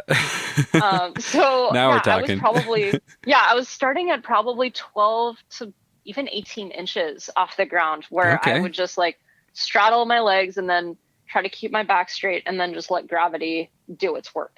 And then that way you can relax somewhat. And it's okay to round your back. It's okay. Like you can round your back. It won't necessarily pull the hamstring into its absolute length. But, like there is like this feeling of relaxation that you do need to get. And if like keeping your back straight doesn't feel relaxing, it's okay to just like relax forward. So like basically with any stretch like that, so like the internal rotation, like in the 90-90 position, a lot of folks have to elevate their hips to make that position happen for 90 seconds, where they're not like holding their breath and trying to like stay in that position. Otherwise it is almost working against you. Like you're probably not going to make a lot of progress if you're fighting it that way. Okay, this is perfect, because this is another one that came to mind. Like I would not be able to sit on the ground with my torso upright in that position. So at this point, we should probably describe what the 90-90 is. Can you describe what that stretch looks like? Yeah, so if you're sitting on the ground and you've got your legs bent, let's say you're sitting with your knees bent and your feet kind of close to your butt, and then you drop your knees to the ground on one side. So, oh God, I don't even know if that makes sense. But then, so you have a 90-degree position in your one knee, and then a 90-degree position in the other. But your thighs, so your one thigh is going to be kind of out. So it's almost like a Tetris, like those, like that weird Tetris shape where it's like I don't know. It's like a 90-90. Almost like a lightning bolt. Yes. Oh my God. Here, great, Steve. I'll take a crack at it if you don't mind. Yeah, do it. And feel free to correct me. But the stretch I'm envisioning, if you sit on the ground with your torso facing forward, let's say I'm stretching my legs over to my right side first, then my left leg, the thigh to the knee would be pointed straight ahead, and then the knee to my ankle would be pointing straight to the right, and my knee would be bent at a 90-degree. Mm-hmm. And then my right leg, the thigh to the knee would be sticking straight out to my right, and then my knee to my ankle would be sticking out straight behind me. So both knees are bent at a 90, but one left leg is in front and then to the right leg is to the right and then behind, and your torso is pointed straight ahead. Yeah. And so you're saying you would elevate your hips if you were tight in that position to get your torso more upright. Yeah. Yeah. Okay. And because you're facing that leg to the right, you're probably stretching more of that front, that right leg. And let's say if you rotate your torso to then face closer to your left leg, now you're going to be stretching more internal rotation.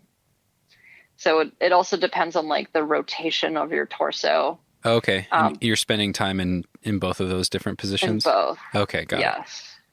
Yeah. Got it. That makes sense. So that's why there's 4 different positions. So yes, your legs are in one position with your torso in 2 different positions, and then you switch sides and your torso has those 2 positions on the other side with your legs. That's correct. Okay. Yeah.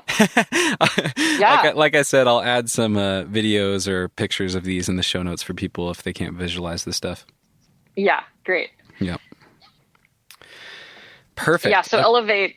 Basically that at that point, your hips are elevated, and that, both of your legs might be off the elevation to give you some room. Okay. Yeah. Okay, so let's zoom out. I have a couple questions about this flexibility stuff. I have a couple questions about like this focused cycle of flexibility. So if I were to focus on the side splits for the next few months, so we already covered what the protocol within the week would look like, what the sessions would look like. How would this fit in around other training? How do you think about combining days with climbing training or performance climbing or things like that? Yeah. So if let's say you were climbing like 3 days a week, on maybe your light day or your shorter, like lower volume day, you could stack a flexibility session onto that day. Like that could be a good place to put it. And this is like the deep end ranges? Yeah. Okay. Yeah. This is like where you have your passive stretches plus the deep ranges. So you could do it so you could stack it on a day like that, but ideally you're doing it on the every other day. So you're climbing one day, stretching another day, climbing, stretching, climbing, stretching. So the best is to just separate it from everything else. Okay. Because the focus is increased flexibility. Now, one thing though, like because of the deep ranges, yeah, if you are strength training, like heavy strength training, you can't just keep adding the stuff, you know. Eventually you're going to be so tired. So it is like you will have to take something away. Yeah. Done that. Yeah. Yeah. Yeah. Like I can't do it all. Take something away. Yeah. No. Like if you were passive stretching, sure. If you have like some of that extra time, again, like you could add that, but again, it comes down to time. Yeah. Yeah. So like, just, you know, like what is like the thing that you don't need? Do you actually need to work on deadlifts and squats for the next 6 weeks? Like you're probably not going to lose much, especially if you're working on these deeper end ranges. And you're going to gain so much out of like focusing on these positions in 4 to 6 weeks compared to like trying to fit it in when you can. And like, yeah, you know, at that point it gets really complicated and you could end up overtraining. No, I really like this framework of thinking of it as the training for this chunk of time. I'm curious if, you know, for me, I have done a lot of deadlifting and a lot of kettlebell swings in the past. I probably don't need to work on those, but let's say I was a person who was seeing a lot of benefit from that, but also wanted to work on my flexibility. Is something like the Jefferson curl, is that enough to maintain a lot of that strength, or would it be worth, you know, going to like a maintenance level of strength training with either a deadlift or a kettlebell swing or anything like that? What are your thoughts on that? Am I just trying to fit it all in? Should I chill? Yeah, that is really tough. I think if you want to maintain might be easier. And so going down to once every 10 days of like heavy deadlifting or once a week. Like I think once every 10 days is probably enough to make you not sore and still be able to maintain strength for those. So if it's like, you're like, oh, I can't get rid of like my big strength days, like see if you can be on a cycle like that. Okay. But it sounds like you wouldn't worry too much, or you would encourage someone to not worry too much for 6 weeks. Yes. Okay. You're going to be okay. Okay. I like it. Yeah. Okay. I mean, once you do these deeper range exercises, you're like, holy shit, like this is so much energy. And maybe it's not as heavy. You're not lifting as heavy, but the more you increase your range of motion and strength at those end ranges, the rest of the range will maintain that strength most likely, or potentially even get stronger in some ways. Like absolute strength, maybe not, but relative strength, likely you will like increase some of that. So like just have faith that you are working on strength and you're improving the strength right at your end range. And that is going to like really help your tissue overall anyway. So like, yeah, just trust the system, I guess. Okay, perfect. Yeah. And then one more thing I wanted to clarify as far as how this all fits together in the bigger picture. So, you know, moving forward with what I'm planning to do from everything that we've talked about, the passive stretching that I'm doing every day, the daily limbering and passive stretching. Did you say earlier that that's part of the later stage of the warm-up for a climbing session, or should those things be separate? No, your passive stretching, but like if it's in your warm-up, I would only really do the stretches that you're going to need for the climb that you're doing. Like really like try to make it as specific as possible. You don't need to do your whole body, like do other things for your whole body instead. So the warm up, make it specific. If it's your daily passive stretching or your limbering session, you could do like your whole body. And I like that because like one, I don't ever work my neck unless I'm doing my limbering session. I'm like, now I get to work on my neck and my ankles and like all of these little things that I kind of forget about, Yeah. Okay. So it sounds like you would do that. You would do the limbering session anyway, and then you would do some specific stretching as part of your climbing warm up and then have your climbing session. Yeah. All of those things in the same day. Yeah. Gotcha. Like the limbering session, if I was let's say I went out to go climb in the morning, like maybe that evening I would do a limbering session. Okay. Yeah.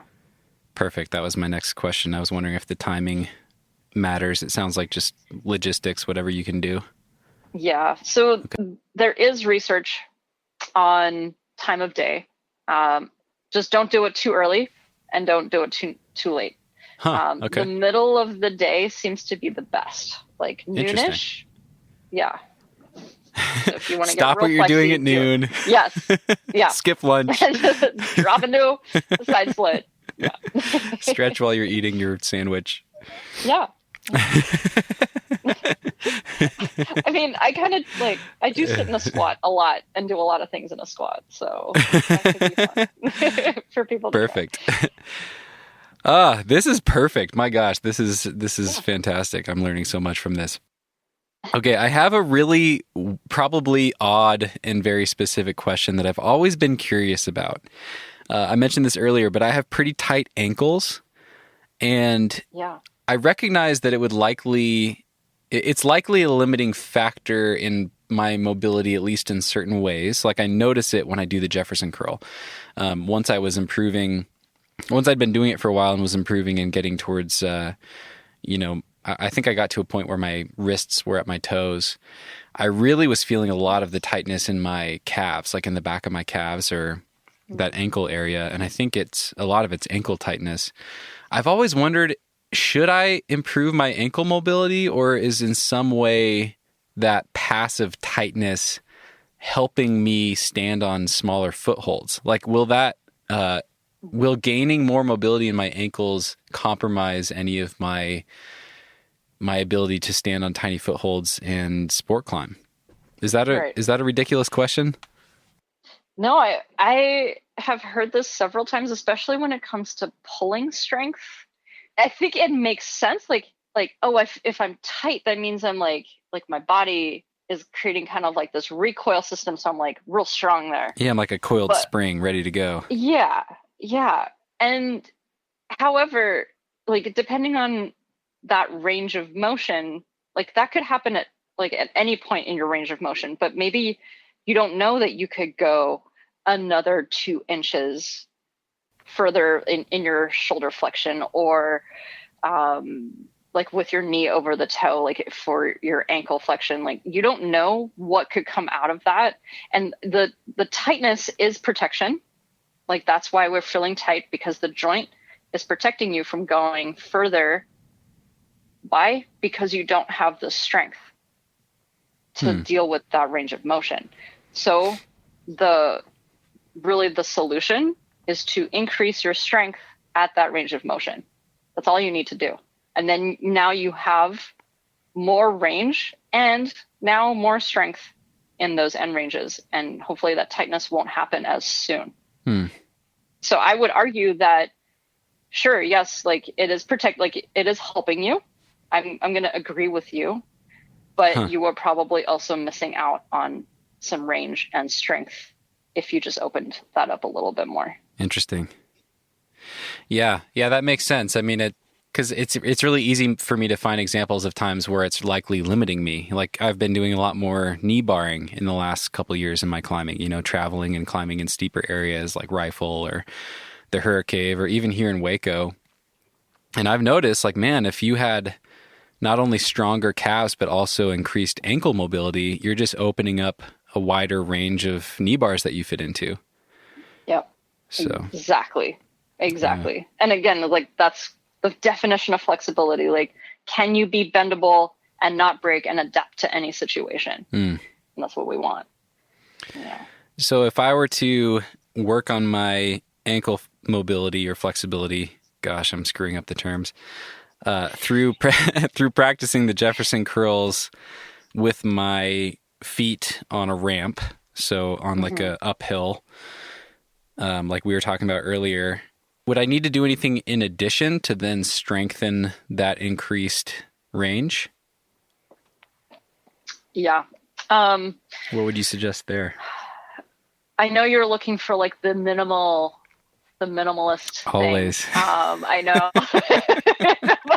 But It's okay though. like, You can just tell me what would be ideal, and then maybe we can trim it down. It's like, because it's a limitation, I would just focus on it. Like,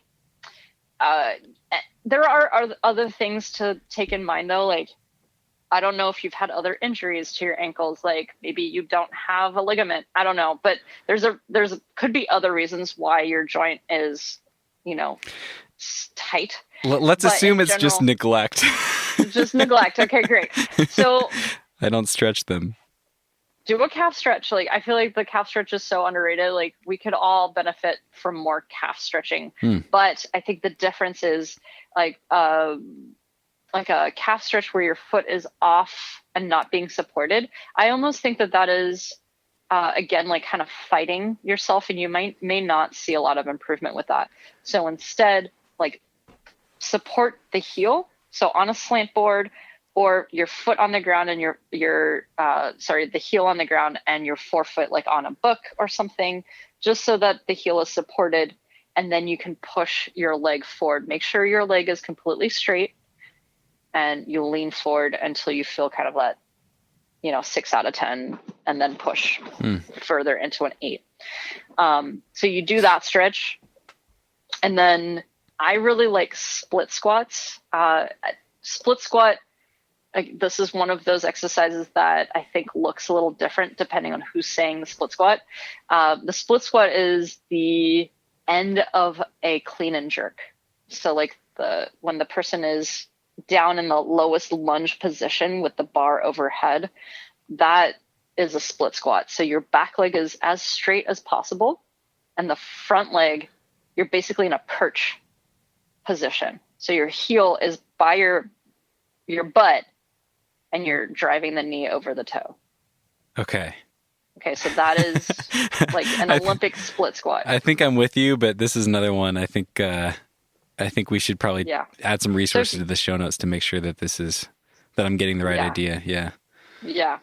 So the split squat is just like a lunge, but the front leg is in closer towards you, and the back leg is really trying to be as straight as possible. Okay. And that's really helpful. And the front leg will have to be elevated again to kind of like work your range of motion. And you can do these split squats. One, it's going to help your front split, and it's going to improve your ankle range of motion. And so if my right leg were forward and my left leg were extended behind me, would my left knee be touching the ground or no? It would not. Okay. Like, the goal is not to touch the ground. Got it. Yeah. Okay. Yeah. So calf stretch, split squats, and then you do a finisher of calf raises and toe raises, or tibialis raises. Okay. Yeah. I've got my homework ahead of me. Yeah. and then anything, I mean, you were talking about, our joints or our brains protecting us from these end ranges because we don't have strength there. Is there anything in addition that we should be doing to make sure that we're now strong in these new positions, or will these exercises kind of take care of that as well? Yeah, these exercises should take care of it. Okay. Like the passive stretching, so that's kind of like where maybe passive stretching doesn't do the whole job. Like passive stretching really is just to like open up these ranges, to like teach the nervous system these new ranges, and to relax you. And then you follow it up with the deeper ranges, which is why like I think it is important to kind of like phase it in, especially for beginners. So like the deeper ranges really will help that strength at that end range. Okay. Yeah. Okay, this is incredibly helpful. Thank you so much for this. Yeah. I want to check in with you. How are you feeling about time? I'm good. Okay. Yeah, no, I'm good. Okay. I mean, one thing I'll touch on real quick, I think we should save this for another conversation sometime if you're up for it, but you mentioned at the start of our conversation that you do nutrition coaching with clients, and one thing we haven't talked about at all is that you also wrote a nutrition book. Yeah. I'd love to hear really quickly what people can expect from that, or Yeah, I mean, just feel free Yeah. to give a plug. I'd love to hear about the book and Sure. and where people can find it and who it's for, maybe.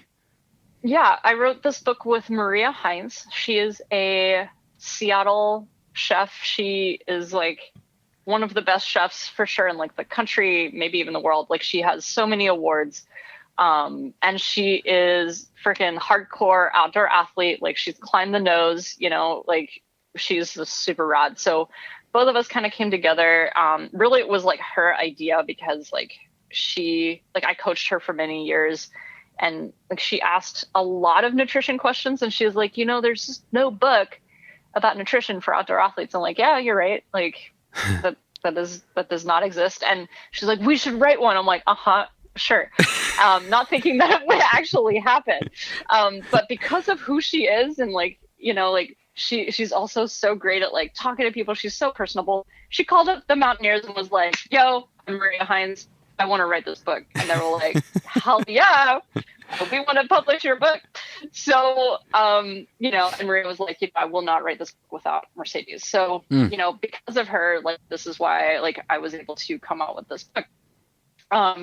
Yeah, so Maria did all of the recipes and they're fucking amazing. They're so good. And they are tailored to like outdoor athletes who like, we have them split into sections where if you're going backcountry or if you're just car camping or if you're preparing food at home. So we kind of have a couple different, like options for you.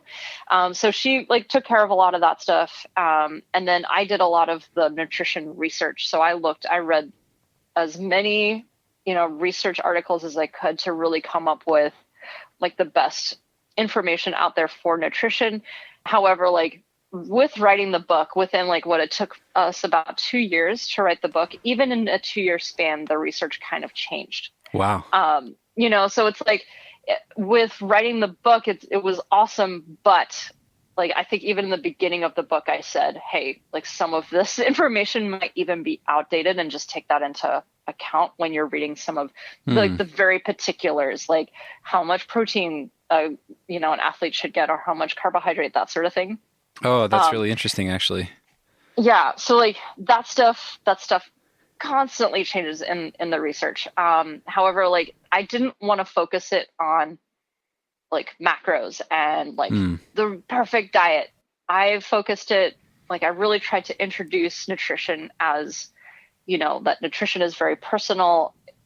We make our choices depending on the trauma we've had or the emotional ties to certain foods.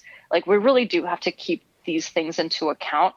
And really like the best way to approach your nutrition is through habit-based coaching or habit-based behavior changes. And not to just go and try like to do all of these different diets. And like, I personally don't think I will really ever do another diet ever again. Like it is like that stuff just doesn't work. But through habit-based nutrition coaching, like I've like over the years figured out what really works best in my body. So like the goal really is to help people establish a good habitual routine for their nutrition and then eventually find what works for them. And then in some of the like the very sport specific chapters, we try to go into like, oh, sure, this is what the research says is what you need.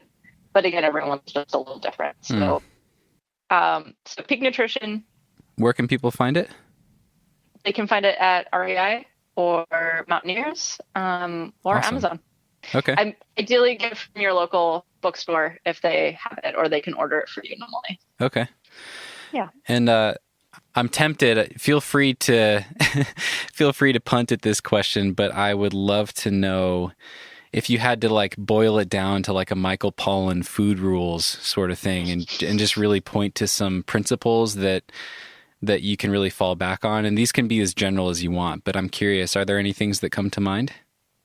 Yeah. So like the food rules would be, first understand how fast you eat and kind of like at what time you eat.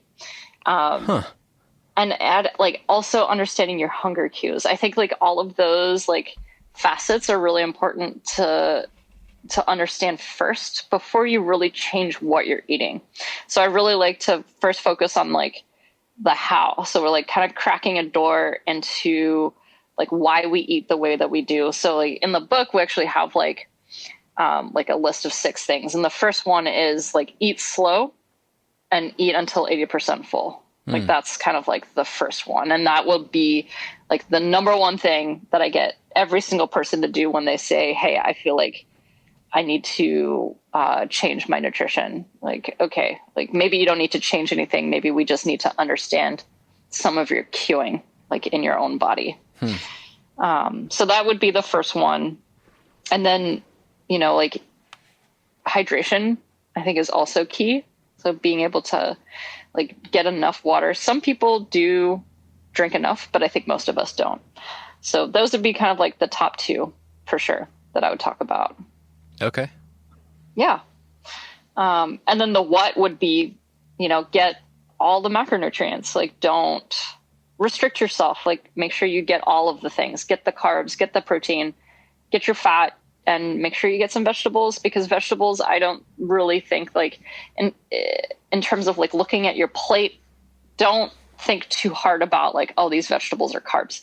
Like carbs are, you know, like they're going to be what help us the most when we perform. And so like when we think of carbohydrate, I think in this context, we're thinking of like starchy or like sugary things. So like potatoes, rice, bread, pasta, you know, that sort of thing. And then vegetables is kind of like an addition, like eat vegetables as its own like food group.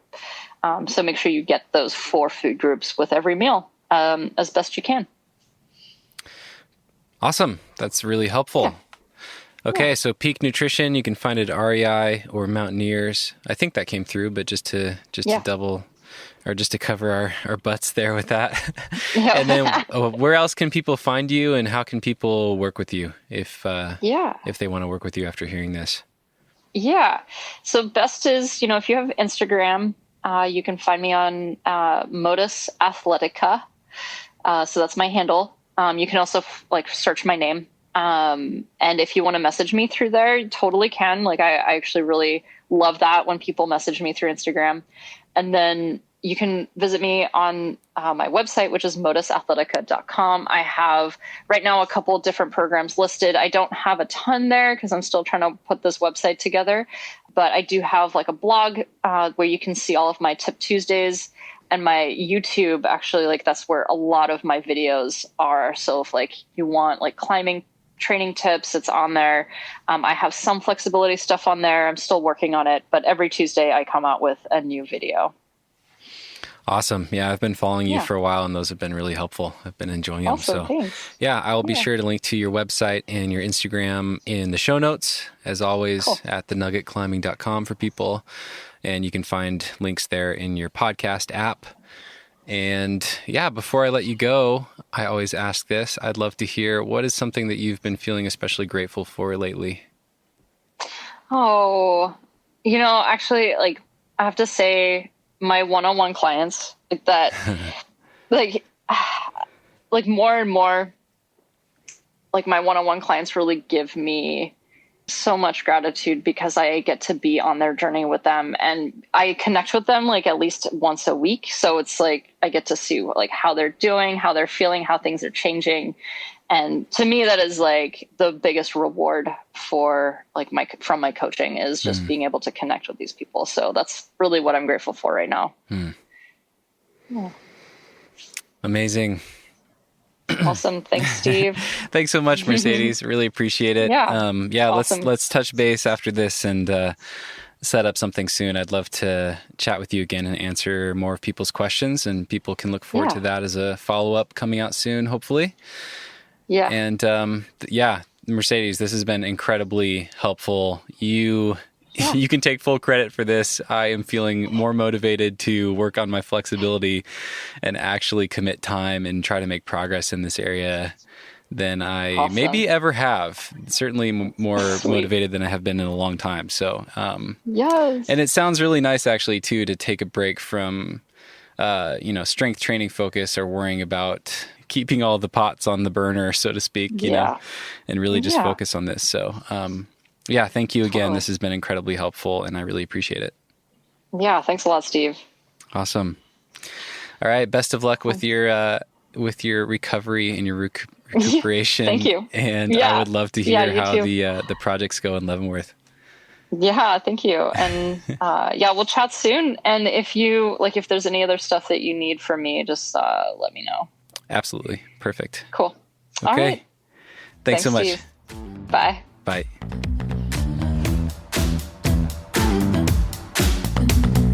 Move with the rhythm. Shake it up, stop when the clock hits 13. Sing 1, 2, 3, 4. Cause no one can do it like we do it, like we do it, like we do it. Cause no one can do it like we do it, like we do it, like we do it. Cause no one can do it like we do it, like we do it, like we do it. Cause no one can do it like we do it, like we do it, like we do it.